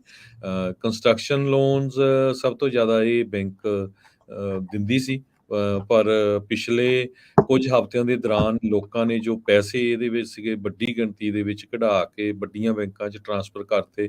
ਸੋ ਉਹਨਾਂ ਦੇ ਜਿਹੜੇ ਐਸੈਟਸ ਆ ਉਹ ਬੜੇ ਘਟ ਗਏ, ਤੇ ਉਹਦੇ ਨਾਲ ਇੱਕ ਖਤਰਾ ਇਹਨਾਂ ਦੇ ਉੱਤੇ ਵੀ ਮੰਡਰਾ ਰਿਹਾ ਆ ਵੀ ਇਹ ਬੈਂਕ ਵੀ ਆਪਣੀਆਂ ਜੋ ਪਹਿਲੀਆਂ 3 ਬੈਂਕਾਂ ਹੈਗੀਆਂ ਉਹਨਾਂ ਦੇ ਰਾਹੇ ਨਾ ਚਲੇ ਜਾਏ। ਜੀ ਬਿਲਕੁਲ। ਇਹ ਡਰ ਜਿਹੜਾ ਇਸ ਟਾਈਮ ਅਮਰੀਕਾ ਦੇ ਜਿਹੜਾ ਇਕਨੋਮਿਕ ਖੇਤਰ ਦੇ ਵਿੱਚ ਬਰਕਰਾਰ ਆ। ਦੇਣਦਾਰੀਆਂ ਅਮਰੀਕਾ ਦੀਆਂ ਬਥੇਰੀਆਂ ਨੇ, ਬੈਂਕਾਂ ਦੀ ਸਥਿਤੀ ਵੀ ਡਾਵਾਡੋਲ ਦੇ ਵਿੱਚ ਆ। ਆਪਾਂ ਡੈਟ ਸੀਲਿੰਗ ਨੂੰ ਲੈ ਕੇ ਗੱਲ ਕੀਤੀ ਸੀ ਤੇ ਬ੍ਰੇਕ ਤੋਂ ਪਹਿਲਾਂ ਇਹ ਦੱਸ ਰਿਹਾ ਸੀ ਅਮਰੀਕਾ ਦੀਆਂ ਦੇਣਦਾਰੀਆਂ ਬਹੁਤ ਆ 1 ਜੂਨ ਨੂੰ। ਜੇ ਡੈਟ ਸੀਲਿੰਗ ਦੀ ਸਮਝੌਤਾ ਨਹੀਂ ਹੁੰਦਾ ਤਾਂ ਕਹਿੰਦੇ ਵੀ ਸਭ ਤੋਂ ਵੱਧ ਜਿਹੜਾ ਅਸਰ ਵੈਟਰਨਸ, ਉਹ ਸ਼ਖਸ ਜਿਨ੍ਹਾਂ ਨੇ ਅਮਰੀਕਾ ਦੇ ਲਈ ਵੱਖ-ਵੱਖ ਮੁਲਕਾਂ 'ਚ ਜਾਂ ਫੌਜ ਦੇ ਵਿੱਚ ਆਪਣਾ ਜਿਹੜਾ ਉਹ ਯੋਗਦਾਨ ਪਾਇਆ ਆ। ਕਈਆਂ ਨੂੰ ਕਈ ਤਰੀਕੇ ਦੀਆਂ ਪ੍ਰੋਬਲਮਸ ਵੀ ਆ, ਉਹਨਾਂ ਦੀ ਪੈਨਸ਼ਨਾਂ ਵੀ ਆ, ਹੋਰ ਕਈ ਕੁਛ ਜਿਹੜਾ ਉਹ ਚੱਲ ਰਿਹਾ। ਕਹਿੰਦੇ ਸਭ ਤੋਂ ਵੱਡਾ ਬਿੱਲ ਅਮਰੀਕਾ ਦੇ ਲਈ 1 ਜੂਨ ਨੂੰ ਜਿਹੜਾ ਆ ਰਿਹਾ ਆ ਉਹ $12 ਬਿਲੀਅਨ ਦਾ ਵੈਟਰਨ ਬੈਨੀਫਿਟਸ ਦਾ ਆ। ਜੇ ਇਹ ਮਨੀ ਨਾ ਹੋਈ ਤਾਂ ਉਹਨਾਂ ਲੋਕਾਂ ਨੂੰ ਉਹ ਜਿਹੜੇ ਬੈਨੀਫਿਟਸ ਜਿਨ੍ਹਾਂ ਨੇ ਮੁਲਕ ਦੇ ਲਈ ਆਲਰੇਡੀ ਕਿੰਨਾ ਕੁਛ ਕੁਰਬਾਨ ਕੀਤਾ ਹੈ, ਸੈਕਰੀਫਾਈਸ ਕੀਤਾ ਆ, ਉਹਨਾਂ ਨੂੰ ਇਹ ਵੀ ਹੋਰ ਜਿਹੜੀ ਇੱਕ ਕੁਰਬਾਨੀ ਦੇਣੀ ਪੈ ਸਕਦੀ ਵੀ ਭਾਈ ਉਹਨਾਂ ਦੇ ਹੱਥ ਜਿਹੜੇ ਆ ਉਹ ਕੁਛ ਵੀ ਨਹੀਂ ਆਊਗਾ। ਇਹ ਆਲਰੇਡੀ ਇਹਨਾਂ ਨੂੰ ਵਿਚਾਰਿਆਂ ਨੂੰ ਬੜੀਆਂ ਮੁਸ਼ਕਿਲਾਂ ਦਾ ਸਾਹਮਣਾ ਕਰਨਾ ਪੈ ਰਿਹਾ ਹੁੰਦਾ ਹੈ ਵੈਟਰਨਸ ਨੂੰ, ਤੇ ਇਹਨਾਂ ਦੀਆਂ ਇਨਕਮਸ ਇਹਦੇ ਤੇ ਹੀ ਮੋਸਟਲੀ ਜਿਹੜਾ ਰਿਲਾਈ ਕਰਦੇ ਆ, ਇਹੀ ਲਾਈਫ ਲਾਈਨ ਆ। ਸੋ $12 ਬਿਲੀਅਨ ਦੀ ਤਾਂ ਸਭ ਤੋਂ ਵੱਡੀ ਜਿਹੜੀ ਦੇਣਦਾਰੀ ਆ ਵੈਟਰਨ ਬੈਨੀਫਿਟਸ ਦੀ ਉਹ ਹੋਣੀ ਆ, ਜੇ ਇਹਨਾਂ ਦੀ ਸੀਲਿੰਗ ਦੇ ਉੱਤੇ ਕੋਈ ਸਮਝੌਤਾ ਨਹੀਂ ਹੁੰਦਾ। ਫਿਰ ਉਸ ਤੋਂ ਬਾਅਦ ਦੇ ਵਿੱਚ ਰਿਟਾਇਰੀ ਜਿਹੜੇ ਸਰਕਾਰ ਦੇ ਵਿੱਚ ਕੰਮ ਕਰਕੇ ਗਏ ਆ, ਰਿਟਾਇਰ ਹੋਏ ਆ, ਉਹਨਾਂ ਨੂੰ ਰਿਟਾਇਰਮੈਂਟਸ ਦੇਣੀਆਂ ਹੁੰਦੀਆਂ, ਜਾਂ ਜਿਨ੍ਹਾਂ ਨੇ ਟੈਕਸ ਦਿੱਤਾ ਹੈ, ਜਿਨ੍ਹਾਂ ਨੂੰ ਸੋਸ਼ਲ ਸਿਕਿਉਰਿਟੀ ਬੈਨੀਫਿਟਸ ਮਿਲਦੇ ਆ। $25 ਬਿਲੀਅਨ ਦੀ ਦੇਣਦਾਰੀ 2 ਜੂਨ ਨੂੰ ਜਿਹੜੀ ਆ ਉਹ ਸੋਸ਼ਲ ਸਿਕਿਉਰਿਟੀ ਬੈਨੀਫਿਟਸ ਦੀ ਆ ਰਹੀ ਆ। ਇਹ ਕਹਿੰਦੇ ਬਹੁਤ ਇੱਕ ਕਾਫੀ ਵੱਡੀ ਜਿਹੜੀ ਪੇਮੈਂਟ ਆ ਉਹ ਇਸ ਮਹੀਨੇ 'ਚ ਆਉਣੀ ਆ। ਮਾਰਲਿਨ ਆਇਰਸ ਕਹਿੰਦੇ ਵੀ ਇਹ ਕਈ ਮਿਲੀਅਨ ਲੋਕਾਂ 'ਚੋਂ ਆ ਜਿਹਨੂੰ ਇਹ ਬੈਨੀਫਿਟ ਮਿਲਦੇ ਆ, ਤੇ ਉਹਨੇ ਚਿੰਤਾ ਜਿਹੜੀ ਬੀਬੀ ਨੇ ਜਿਹੜੀ ਜਤਾਈ ਵੀ ਭਾਈ ਜੇ ਸਰਕਾਰ ਦੇ ਕੋਲ ਇਨਫ ਪੈਸੇ ਨਹੀਂ ਹੋਏ ਤਾਂ ਇਹ ਵੀ ਇਹਨਾਂ ਲੋਕਾਂ ਨੂੰ ਵੀ ਪ੍ਰੋਬਲਮ ਆਊਗੀ। ਸੋ ਹੁਣ ਦੇਖੋ ਵੀ ਬਹੁਤ ਦੋਨੋਂ ਹੀ ਜਿਹੜੀਆਂ ਆ ਇਹ ਵਨਰੇਬਲ ਕਮਿਊਨਿਟੀਜ਼ ਆ, ਵੈਟਰਨਸ, ਰਿਟਾਇਰੀਜ਼, ਇਹਨਾਂ ਨੂੰ ਹੋਰ ਇਨਕਮ ਨਹੀਂ ਹੈ, ਇਹਦੇ ਆਸਰੇ ਹੀ ਹੁੰਦੇ ਆ ਵੀ ਜਿਹੜੀ ਦਹਾਕਿਆਂ ਬੱਧੀ ਇਹਨਾਂ ਨੇ ਸੇਵਾ ਕੀਤੀ ਆ ਜਾਂ ਆਪਣੇ ਮੁਲਕ ਦੇ ਲਈ ਜੋ ਉਹਨਾਂ ਨੇ ਕੁਰਬਾਨੀਆਂ ਕੀਤੀਆਂ ਆ, ਤੇ ਜੇ ਇਵੈਂਚੁਅਲੀ ਮੁਲਕ ਉਹਨਾਂ ਨੂੰ ਸਾਂਭ ਨਹੀਂ ਸਕੂਗਾ ਤਾਂ ਕਿੰਨੀ ਵੱਡੀ ਪ੍ਰੋਬਲਮ ਆਈ ਆ। ਬਹੁਤ ਸਾਰੇ ਬਜ਼ੁਰਗਾਂ ਦੀ ਜਿਹੜੀ ਸੋਸ਼ਲ ਸਿਕਿਉਰਿਟੀ ਆ ਉਹ ਆਉਣੀ ਬੰਦ ਹੋ ਸਕਦੀ ਆ ਜੇ ਇਸ ਦੇ ਵਿੱਚ ਨਾ ਹੋਇਆ। ਕਈਆਂ ਦੀ ਮੌਰਗੇਜ ਰੁਕ ਜੂਗੀ, ਕਈਆਂ ਨੂੰ ਤਾਂ ਗਰੋਸਰੀ ਦਾ, ਰੈਂਟ ਦਾ, ਉਹਦੇ ਲਾਲੇ ਜਿਹੜੇ ਉਹ ਪੈ ਜਾਣੇ ਆ। ਆਮ ਅਮਰੀਕਨ ਫੈਮਲੀਜ਼ ਕਹਿੰਦੇ ਬਹੁਤ ਗੁੱਸੇ 'ਚ ਆ ਵੀ ਜੇ ਭਾਈ ਇਸ ਤਰੀਕੇ ਦੇ ਨਾਲ ਇਹਨਾਂ ਆਪਸੀ ਸਮਝੌਤਾ ਨਹੀਂ ਹੁੰਦਾ ਤਾਂ। ਤੀਜਾ ਕਹਿੰਦੇ ਆ ਵੀ ਜਿਹੜੇ ਹੋਮ ਬਾਇਰਸ ਹੁੰਦੇ ਆ ਉਹਨਾਂ ਨੂੰ ਵੀ ਪ੍ਰੋਬਲਮ ਜਿਹੜੀ ਉਹ ਆ ਸਕਦੀ ਆ। ਰੀਅਲ ਐਸਟੇਟ ਦੀ ਵੈਬਸਾਈਟ ਜਿਹੜੀ ਜ਼ਿੱਲੋ ਆ ਉਹ ਐਸਟੀਮੇਟ ਕਰਦੀ ਆ ਵੀ ਜੇ ਸਰਕਾਰ ਡੀਫਾਲਟ ਕਰਦੀ ਆ ਤਾਂ ਮੌਰਗੇਜ ਦੇ ਰੇਟ ਰਾਤੋਂ ਰਾਤ 2% ਜਿਹੜੇ ਉਹ ਵੱਧ ਸਕਦੇ ਆ। ਜੀ ਉਹਨਾਂ ਨੂੰ ਬਹੁਤ ਵੱਡੀ ਜਿਹੜੀ ਸਮੱਸਿਆ ਇਸ 'ਚ ਆ ਸਕਦੀ ਆ। ਉਸ ਤੋਂ ਇਲਾਵਾ ਦੱਸਦੇ ਜਾਈਏ ਮੈਡੀਕੇਅਰ ਦੇ ਜਿਹੜੇ ਇਸ ਟਾਈਮ ਜਿਨ੍ਹਾਂ ਨੂੰ ਸੇਵਾਵਾਂ ਲੈਂਦੇ ਆ, $47 ਬਿਲੀਅਨ ਦੀ ਪੇਮੈਂਟ 1 ਜੂਨ ਨੂੰ ਅਮਰੀਕਾ ਨੇ ਉਸ ਦੇ ਲਈ ਦੇਣੀ ਆ। ਟੈਕਸ ਰੀਫੰਡ ਜਿਹੜੇ ਲੋਕਾਂ ਨੇ ਜਨਵਰੀ ਤੋਂ ਲੈ ਕੇ ਹੁਣ ਤੱਕ ਅਪ੍ਰੈਲ ਤੱਕ ਪਿਛਲੇ ਸਾਲ ਦਾ ਟੈਕਸ ਭਰਿਆ, ਜਿਨ੍ਹਾਂ ਦੇ ਰੀਫੰਡ ਆਉਣੇ ਆ 1 ਬਿਲੀਅਨ ਦੇ ਜਿਹੜੇ ਰੀਫੰਡਸ ਆ ਇਹਨਾਂ ਨੇ 7 ਜੂਨ ਨੂੰ ਜਿਹੜੇ ਚੈੱਕ ਘੱਲਣੇ ਸੀਗੇ। ਫੈਡਰਲ ਜਿਹੜੇ EMPLOYEES ਆ ਉਹਨਾਂ ਦੀਆਂ ਜਿਹੜੀਆਂ ਸੈਲਰੀਜ਼ ਆ ਜਿਹੜੀਆਂ 9 ਜੂਨ ਨੂੰ ਪੇਬਲ ਆ, $4 ਬਿਲੀਅਨ ਜਿਹੜੇ ਇਧਰਲੇ ਪਾਸੇ ਆ। ਇਹ ਲਿਸਟ ਕਹਿੰਦੇ ਬੜੀ ਲੰਬੀ ਆ। Food stamp recipient, education program, defence contractors, ਸਾਰਿਆਂ ਦੇ ਹੱਥ ਦੇ ਵਿੱਚ ਠੰਠਨ ਗੋਪਾਲ ਹੋਣਾ ਆ ਜੇ ਇਹ ਡੈਟ ਸੀਲਿੰਗ ਦਾ ਮਸਲਾ ਨਾ ਸੁਲਝਿਆ ਤਾਂ। ਸੋ ਇਹ ਬਹੁਤ ਕੁਛ ਜਿਹੜੇ ਬਾਈਡਨ ਹੁਣਾਂ ਦੀ, ਮਕਾਰਥੀ ਹੁਣਾਂ ਦੀ ਆਪਸੀ ਸਮਝੌਤੇ ਦੇ ਉੱਤੇ ਨਿਰਭਰ ਆ। ਜੇ ਨਹੀਂ ਹੁੰਦਾ, ਗਵਰਨਮੈਂਟ ਸ਼ਟਡਾਊਨ ਹੁੰਦੀ ਆ, ਡਾਲਰ ਮੁੱਕਦੇ ਆ, ਤਾਂ ਜਿਹੜੀ ਲਿਸਟ ਜਿਹੜੀ ਗਿਣਾਈ ਆ ਇਹ ਲਿਸਟ ਹੋਰ ਵੀ ਲੰਬੀ ਜਿਹੜੀ ਉਹ ਹੋਊਗੀ ਤਾਂ ਮੁਲਕ ਦੇ ਵਿੱਚ ਆਰਥਿਕ ਸਥਿਤੀ ਬਹੁਤ ਜ਼ਿਆਦਾ ਤੇਜ਼ੀ ਦੇ ਨਾਲ ਬਦਲ ਜਾਊ। ਸੋ ਹੁਣ ਦੇਖੋ ਵੀ ਜਿਨ੍ਹਾਂ ਲੋਕਾਂ ਨੇ ਇਹ ਡਿਸਾਈਡ ਕਰਨਾ ਆ, US ਕਾਂਗਰਸ ਨੇ, ਸੈਨੇਟ ਨੇ ਤਾਂ ਪ੍ਰੈਜ਼ੀਡੈਂਟ ਨੇ। ਹੁਣ ਇਸ ਵੇਲੇ ਸਭ ਤੋਂ ਵੱਡਾ ਕੁਐਸਚਨ ਲੋਕਾਂ ਦਾ ਟਵਿੱਟਰ ਤੇ ਇਹ ਬਣਿਆ ਵੀ ਭਾਈ ਇਹਨੇ ਡਿਸਾਈਡ ਕਰਨਾ ਇਹਨਾਂ ਨੂੰ, ਇਹਨਾਂ ਦੀ ਤਨਖਾਹ ਨੂੰ ਕੀ ਵਾਪਰੂਗਾ। ਸੋ ਵੀ ਇਹਨਾਂ ਨੂੰ ਮਿਲੂਗੀ ਕਿ ਨਹੀਂ। ਪਰ ਜਿੰਨੀਆਂ ਕੁ ਫੈਕਟ ਚੈੱਕ ਵਾਲਿਆਂ ਨੇ ਚੈੱਕ ਕੀਤਾ ਕਹਿੰਦੇ ਵੀ ਇਹਨਾਂ ਨੂੰ ਤਨਖਾਹ ਮਿਲਦੀ ਰਹੂਗੀ। ਈਵਨ ਦੋ ਕਹਿੰਦੇ ਵੀ US ਕਾਂਗਰਸ ਦੇ ਵਿੱਚ ਇਦਾਂ ਦੀ ਸਿਚੁਏਸ਼ਨ ਕਦੇ ਨਹੀਂ ਆਈ ਵੀ ਡੈਬਟ ਸੀਲਿੰਗ ਇਨਕਰੀਜ਼ ਕਰਨ ਕਰਕੇ ਡਿਫਾਲਟ ਹੋਇਆ। ਪਹਿਲਾਂ ਕੁਛ ਵਾਰ ਹੋਇਆ ਜ਼ਰੂਰ ਆ ਪਰ ਉਹ 'ਚ ਕਿਸੇ ਤਰ੍ਹਾਂ ਦਾ ਡਿਫਾਲਟ ਨਹੀਂ ਹੋਇਆ, ਲੇਟ ਹੋਏ ਡਿਸਾਈਡ ਕਰਨ 'ਚ। ਪਰ ਇਦਾਂ ਦਾ ਕੋਈ ਨਹੀਂ ਹੈ। ਈਵਨ ਦੋ ਇੱਕ ਬਿੱਲ ਵੀ ਇੱਕ ਵਾਰੀ ਕੋਸ਼ਿਸ਼ ਕੀਤਾ ਗਿਆ ਸੀ, no pay for Congress during default or shutdown act, ਪਰ ਉਹ ਤੇ ਕੋਈ ਅਸਰ ਨਹੀਂ ਹੋਇਆ। ਇਹ ਰੀਸੈਂਟਲੀ ਹਰਜੋਤ ਸਿੰਘ ਜੀ, ਸੌਰੀ ਮੈਂ ਤੁਹਾਨੂੰ ਵਿੱਚ ਕੱਟ ਰਿਹਾ, ਇਹ ਹੁਣੇ ਇੱਕ ਬਾਈਪਾਰਟੀਜ਼ਨ ਬਿੱਲ ਲਿਆ ਰਹੇ ਆ ਵੀ ਕਿਸ ਤਰੀਕੇ ਦੇ ਨਾਲ ਵੀ ਇਹ ਚੀਜ਼ ਜਿਹੜੀ ਉਹ ਹੋਵੇ। ਹੁਣ ਤੁਸੀਂ ਦੇਖੋ ਵੀ ਖੱਬੇ ਵਾਲੇ ਵੀ ਉਦਾਂ ਦੇ, ਸੱਜੇ ਵਾਲੇ ਵੀ ਉਦਾਂ ਦੇ, ਤਾਂ millions of American, millions of families ਨੂੰ ਦੇਖੋ ਕਿੰਨਾ ਵੱਡਾ ਅਸਰ ਜਿਹੜਾ ਉਹ ਪੈਣਾ ਆ। ਕਿੱਥੇ ਨੂੰ ਜਾਣਗੇ? ਕੀ ਲੋਕੀ ਬਾਹਰ ਜਾ ਕੇ ਹੁਣ ਮੰਗਤੇ ਬਣਨਗੇ ਵੀ ਭਾਈ ਅਸੀਂ ਆਪਣਾ ਗੁਜ਼ਰ ਬਸਰ ਕਰਨਾ ਆ? ਇਹਨਾਂ ਨੂੰ ਅਕਲ ਨੂੰ ਹੱਥ ਮਾਰਨਾ ਚਾਹੀਦਾ। ਇੰਨੇ ਲੋਕਾਂ ਦੀ ਜਾਨ ਕੜਕੀ 'ਚ ਨਹੀਂ ਫਸਾਉਣੀ ਚਾਹੀਦੀ। ਸੋ ਇਦਾਂ ਦੀ ਕੋਈ ਗੱਲ ਨਹੀਂ। ਬਹੁਤ ਸਾਰੇ ਜਿਹੜੇ ਸਾਡੇ ਸਰੋਤੇ ਵੀ ਸੋਚਦੇ ਹੋਊਗੇ ਵੀ ਸ਼ਾਇਦ ਇਹਨਾਂ ਦੀ ਕੋਈ ਨੈਗੋਸ਼ੀਏਸ਼ਨ ਨਹੀਂ ਹੋਣੀ ਆ। ਪਰ ਕਿਉਂ ਫਿਰ ਇਹ ਲੋਕਾਂ ਦੇ ਵਿੱਚ ਇੰਨਾ ਜ਼ਿਆਦਾ ਪੈਨਿਕ ਕਰਦੇ ਵੀ ਐਨ ਐਂਡ ਤੇ ਜਾ ਕੇ ਆਪਾਂ ਜਿਹੜੀ ਨੈਗੋਸ਼ੀਏਸ਼ਨ ਕਰਨੀ ਆ, ਠੀਕ ਆ ਕਿ ਨਹੀਂ। ਹੁਣ ਜਿਵੇਂ ਤੁਸੀਂ ਦੱਸਿਆ ਹੀ ਆ ਵੀ ਵੈਟਰਨਸ ਦਾ ਸਾਰਾ ਜਿਨ੍ਹਾਂ ਨੂੰ ਸੋਸ਼ਲ ਸਿਕਿਉਰਿਟੀ ਮਿਲਦੀ ਆ, ਫੂਡ ਸਟੈਂਪਾਂ ਵਾਲੇ, ਹੋਰ ਜਿੰਨੇ ਗਵਰਨਮੈਂਟ ਦੇ ਬੈਨੀਫਿਟਸ ਆ ਉਹਨਾਂ ਦੇ ਉੱਤੇ ਕਿੰਨਾ ਅਸਰ ਹੋਣਾ। ਪਲੱਸ ਜਿਹੜੀ ਬਦਨਾਮੀ ਹੁੰਦੀ ਆ ਪੂਰੀ ਦੁਨੀਆ 'ਚ ਵੀ ਭਈ ਆਹ ਕੀ ਹੋ ਰਿਹਾ ਹੈਗਾ ਹਨਾ। ਇਹ ਮੈਂ ਤੁਹਾਨੂੰ ਪਹਿਲਾਂ ਹੀ ਦੱਸਿਆ ਸੀ ਵੀ ਈਵਨ ਦੋ ਪੂਰੀ ਦੁਨੀਆ ਸਿਰਫ 2 ਮੁਲਕ ਹੀ ਆ ਜਿੱਥੇ ਡੈਬਟ ਸੀਲਿੰਗ ਨੂੰ ਲੈ ਕੇ ਕਾਂਗਰਸ ਤੋਂ, ਸੈਨੇਟ ਤੋਂ, ਪ੍ਰੈਜ਼ੀਡੈਂਟ ਤੋਂ ਜਿਹੜੀ ਮਨਜ਼ੂਰੀ ਲੈਣੀ ਪੈਂਦੀ ਆ। ਬਹੁਤੇ ਲੋਕ ਤਾਂ ਆਪ ਹੀ ਕਰ ਦਿੰਦੇ ਜਿਹੜੇ ਬਹੁਤੇ ਮੁਲਕਾਂ ਦੇ ਵਿੱਚ ਜਦੋਂ ਨਹੀਂ ਕਰਜ਼ਾ ਲੈਣਾ ਹੈਗਾ। ਸੋ ਹੋਪਫੁਲੀ ਇਹਦੇ ਉੱਤੇ ਕੁਛ ਨਾ ਕੁਛ ਅੱਜ ਲੱਗਦਾ ਵਰਕਆਊਟ ਹੋਊਗਾ। 5:30 ਵਜੇ ਈਸਟਰਨ ਸਟੈਂਡਰਡ ਟਾਈਮ, ਜੋ ਸਾਡਾ 2:30 ਵਜੇ ਹੋਣਾ, ਪ੍ਰੈਜ਼ੀਡੈਂਟ ਬਾਈਡਨ ਹੋਣਾ ਦੀ ਕੈਮਰਨ ਮਕਾਰਥੀ ਉਹਨਾਂ ਦੇ ਨਾਲ ਮੀਟਿੰਗ ਹੋਣ ਜਾ ਰਹੀ। ਈਵਨ ਬਿਹਾਈਂਡ ਦਾ ਡੋਰ ਦੋਨਾਂ ਦੇ ਸਟਾਫ, ਵਾਈਟ ਹਾਊਸ ਦਾ ਤੇ ਰਿਪਬਲਿਕਨ ਸਟਾਫ ਆਲਰੇਡੀ ਵਰਕਆਊਟ ਕਰ ਰਹੇ ਹੈਗੇ।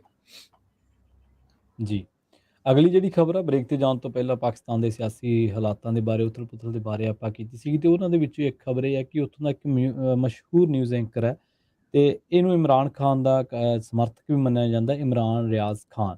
ਤੇ ਇਹ 11 ਦਿਨ ਹੋ ਗਏ ਆ ਲਾਪਤਾ ਦੱਸਿਆ ਜਾਂਦਾ। ਲਾਹੌਰ ਹਾਈ ਕੋਰਟ ਦੇ ਵਿੱਚ ਰਿਆਜ਼ ਦੇ ਪਿਤਾ ਨੇ ਇੱਕ ਪਟੀਸ਼ਨ ਪਾਈ ਸੀ ਤੇ ਉਹਦੇ ਤੇ ਸੁਣਵਾਈ ਹੋਈ ਹੈ। ਉਹਦੇ ਤੇ ਜਦੋਂ ਸੁਣਵਾਈ ਹੋਈ ਤੇ ਆਰਗੂਮੈਂਟਸ ਹੋਏ ਤੇ ਉਹਦੇ ਵਿੱਚ ਜਿਹੜੇ ਪੰਜਾਬ ਸੂਬੇ ਦੀ ਪੁਲਿਸ ਦੇ IG ਹੈ ਡਾਕਟਰ ਉਸਮਾਨ ਅਨਵਰ, ਉਹਨਾਂ ਨੇ ਕਿਹਾ ਕਿ ਰਿਆਜ਼ ਮੁਲਕ ਦੇ ਕਿਸੇ ਵੀ ਥਾਣੇ ਦੇ ਵਿੱਚ ਇਸ ਵੇਲੇ ਸਾਡੇ ਕੋਲੇ ਨਹੀਂ ਹੈ ਤੇ ਅਸੀਂ ਉਹਨੂੰ ਪਤਾ ਲਾਉਣ ਦੇ ਲਈ ਸਭ ਤਰ੍ਹਾਂ ਦੀਆਂ ਜਿਹੜੀਆਂ ਕੋਸ਼ਿਸ਼ਾਂ ਨੇ ਉਹ ਕਰ ਚੁੱਕੇ ਹਾਂ। ਰਿਆਜ਼ ਨੇ 9 ਮਈ ਦੀ ਗੱਲ ਹੈ ਜਦੋਂ ਇਮਰਾਨ ਖਾਨ ਦੀ ਗ੍ਰਿਫਤਾਰੀ ਤੋਂ ਬਾਅਦ ਇੱਕ ਵੀਡੀਓ ਜਾਰੀ ਕੀਤਾ ਸੀਗਾ ਤੇ ਇਹਦੇ ਵਿੱਚ ਉਹਨਾਂ ਨੇ ਫੌਜ ਦੇ ਉੱਤੇ ਬੇਹੱਦ ਤਲਖ ਕਮੈਂਟ ਜਿਹੜੇ ਕੀਤੇ ਸੀਗੇ। 11 ਮਈ ਤੋਂ ਬਾਅਦ ਉਹਨਾਂ ਨੂੰ ਸਿਆਲਕੋਟ ਦੇ ਏਅਰਪੋਰਟ ਤੋਂ ਜਿਹੜਾ ਉਹ ਪੁਲਿਸ ਨੇ ਚੱਕਿਆ ਸੀਗਾ। ਸੁਪਰੀਮ ਕੋਰਟ ਵੀ ਰਿਆਜ਼ ਨੂੰ ਪੇਸ਼ ਕਰਨ ਦੇ ਹੁਕਮ ਦੇ ਚੁੱਕਿਆ, ਪਰ ਪੁਲਿਸ ਨੇ ਉਹਨਾਂ ਨੂੰ ਪੇਸ਼ ਕਰਨ ਹਾਲੇ ਤੱਕ ਪੇਸ਼ ਜਿਹੜਾ ਉਹ ਨਹੀਂ ਕੀਤਾ। ਰਿਆਜ਼ ਦੀ ਗੁੰਮਸ਼ੁਦਗੀ ਦੇ ਬਾਰੇ ਲਾਹੌਰ ਹਾਈ ਕੋਰਟ ਦੇ ਵਿੱਚ ਤੀਜੀ ਵਾਰ ਸੁਣਵਾਈ ਹੋਈ ਹੈ ਤੇ ਇਸੇ ਦੌਰਾਨ ਪੰਜਾਬ ਪੁਲਿਸ ਦੇ ਆਈਜੀ ਨੂੰ ਖੁਦ ਪੇਸ਼ ਹੋਣਾ ਪਿਆ ਸੀਗਾ। ਕੋਰਟ ਨੇ ਕਿਹਾ ਕਿ ਇਹਨਾਂ ਅਫਸਰਾਂ ਦੇ ਵਿੱਚੋਂ ਹੀ ਇੱਕ ਨੂੰ ਸਵਾਲ ਕੀਤਾ ਕਿ ਉਹਨੂੰ ਹੁਣ ਤੱਕ ਪੇਸ਼ ਕਿਉਂ ਨਹੀਂ ਕੀਤਾ ਜਾਂਦਾ ਤੇ ਪੁਲਿਸ ਇਹ ਕਿਉਂ ਨਹੀਂ ਦੱਸ ਰਹੀ ਕਿ ਉਹ ਹੈ ਕਿੱਥੇ। ਤੇ ਰਿਆਜ਼ ਦੇ ਵਕੀਲ ਨੇ ਇਹ ਗੱਲ ਕਹੀ ਹੈ ਕਿ ਮੇਰਾ ਜਿਹੜਾ ਮੁਵੱਕਲ ਆ ਉਹ 11 ਮਈ ਤੋਂ ਲਾਪਤਾ ਤੇ ਪੁਲਿਸ ਨੇ ਸਿਆਲਕੋਟ ਏਅਰਪੋਰਟ ਤੋਂ ਉਹਨੂੰ ਚੁੱਕਿਆ ਸੀਗਾ। ਪਰ ਪੁਲਿਸ ਇਹ ਗੱਲ ਕਹਿੰਦੀ ਹੈ ਕਿ ਸਾਨੂੰ ਆਈਐਸਆਈ ਨੇ ਇੱਕ ਸਾਡੇ ਤੋਂ ਪ੍ਰਿਜ਼ਨ ਵੈਨ ਜਿਹੜੀ ਆ ਉਹ ਮੰਗੀ ਸੀਗੀ। ਹੁਣ ਆਈਐਸਆਈ ਨੂੰ ਤੁਸੀਂ ਸੱਦੋ ਤੇ ਉਹਨੂੰ ਪੁੱਛੋ ਕਿ ਰਿਆਜ਼ ਖਾਨ ਇਸ ਵੇਲੇ ਹੈ ਕਿੱਥੇ ਨੇ। ਸੋ ਆਲੋਚਨਾ ਦਾ ਜਿਹੜਾ ਘੇਰਾ ਉਹ ਲਗਾਤਾਰ ਆਪਾਂ ਜਿਵੇਂ ਗੱਲ ਕਰਕੇ ਹੀ ਹਟੇ ਸੀਗੇ ਕਿ ਉਹ ਸਰਕਾਰਾਂ ਦਾ ਜਿਹੜਾ ਮੱਧ ਹੈ ਉਹ ਬਹੁਤ ਘਟਦਾ ਜਾ ਰਿਹਾ। ਪੰਜਾਬ ਦੇ ਵਿੱਚ ਵੀ ਤੁਸੀਂ ਪਿਛਲੇ ਦਿਨੀ ਦੇਖੋ ਜਦੋਂ ਅੰਮ੍ਰਿਤਪਾਲ ਸਿੰਘ ਦਾ ਜਿਹੜਾ ਸਾਰਾ ਇਹ ਵਾਪਰਿਆ ਸੀ ਘਟਨਾਕ੍ਰਮ, ਤਾਂ ਉਦੋਂ ਵੀ ਪੱਤਰਕਾਰਾਂ ਤੇ ਪਰਚੇ। ਹੁਣ ਤੱਕ ਹਿੰਦੁਸਤਾਨ ਦੇ ਵਿੱਚ ਇੰਡੀਆ ਦੇ ਵਿੱਚ ਜੇ ਗੱਲ ਕਰੀਏ ਤਾਂ ਵੱਖ-ਵੱਖ ਮਾਫੀਆ ਦੇ ਵੱਲੋਂ ਜਾਂ ਸਰਕਾਰਾਂ ਦੇ ਜਿਹੜੀ ਕਹਿ ਲਈਏ ਕਿ ਕਿਸ ਤਰੀਕੇ ਨਾਲ ਜਿਵੇਂ ਪਰਚੇ ਪਾਉਣੇ, ਗ੍ਰਿਫਤਾਰੀਆਂ ਕਰਨੀਆਂ, ਤਾਂ ਘੱਟੋ ਘੱਟ 40 ਜਿਹੜੇ ਜਰਨਲਿਸਟ ਆ ਉਹ ਇਹਨਾਂ ਚੀਜ਼ਾਂ ਦਾ ਸ਼ਿਕਾਰ ਹੋ ਚੁੱਕੇ ਨੇ। 20 ਤੋਂ ਵੱਧ ਜਰਨਲਿਸਟਾਂ ਦਾ ਇੰਡੀਆ ਦੇ ਵਿੱਚ ਵੀ ਕਤਲ ਹੋ ਚੁੱਕਿਆ। ਰਿਪੋਰਟਸ ਵਿਦਆਊਟ ਦੀ ਬਾਰਡਰਸ ਜਿਹੜੀ ਆ ਏਜੰਸੀ ਨੇ ਉਹਨਾਂ ਨੇ ਸਰਚ ਕੀਤੀ ਹੈ ਕਿ 2015 ਤੋਂ ਲੈ ਕੇ 2020 ਤੱਕ ਸੰਸਾਰ ਭਰ ਦੇ ਵਿੱਚ 95 ਤੋਂ ਵੱਧ ਜਿਹੜੇ ਜਰਨਲਿਸਟਾਂ ਦੇ ਕਤਲ ਹੋਏ ਨੇ। ਤਾਂ ਇਹ ਜਿਹੜਾ ਰਿਆਜ਼ ਖਾਨ ਹੈ ਹੁਣ ਇਹਦੇ ਬਾਰੇ ਵੀ ਕੁਛ ਪਤਾ ਨਹੀਂ ਲੱਗ ਰਿਹਾ ਕਿੱਥੇ ਹੈ, ਕਿਹੜੇ ਹਾਲਾਤਾਂ ਦੇ ਵਿੱਚ ਹੈ। ਪਰ ਜਿਹੜੀਆਂ ਏਜੰਸੀਆਂ ਨੇ ਉਹਨਾਂ ਨੂੰ ਗ੍ਰਿਫਤਾਰ ਕੀਤਾ ਹੈ, ਉਹ ਵੀ ਨਹੀਂ ਹੁਣ ਕੁਛ ਦੱਸਣ ਤੋਂ ਇਨਕਾਰ ਕਰ ਰਹੀਆਂ। ਈਵਨ ਕਿਉਂਕਿ ਇਹ ਕਹਿ ਰਹੇ ਕਿ ਆਈਐਸਆਈ ਨੂੰ ਸੱਦੋ ਤੇ ਉਹਨਾਂ ਤੋਂ ਪੁੱਛੋ ਕਿ ਉਹ ਪ੍ਰਿਜ਼ਨ ਵੈਨ ਜਦੋਂ ਮੰਗੀ ਸੀ ਤਾਂ ਉਹ ਕਾਹਦੇ ਲਈ ਮੰਗੀ ਸੀ ਤੇ ਉਹ ਰਿਆਜ਼ ਖਾਨ ਦੇ ਬਾਰੇ ਉਹੀ ਕੁਛ ਨਾ ਕੁਛ ਦੱਸ ਸਕਦੇ ਨੇ। ਜੀ ਵਰਲਡ ਪ੍ਰੈਸ ਫਰੀडम ਇੰਡੈਕਸ ਦੇ ਮੁਤਾਬਕ ਪਾਕਿਸਤਾਨ, ਅਫਗਾਨਿਸਤਾਨ ਤੇ ਇੰਡੀਆ ਉਹ ਤੋਂ ਵੀ ਥੱਲੇ ਆ।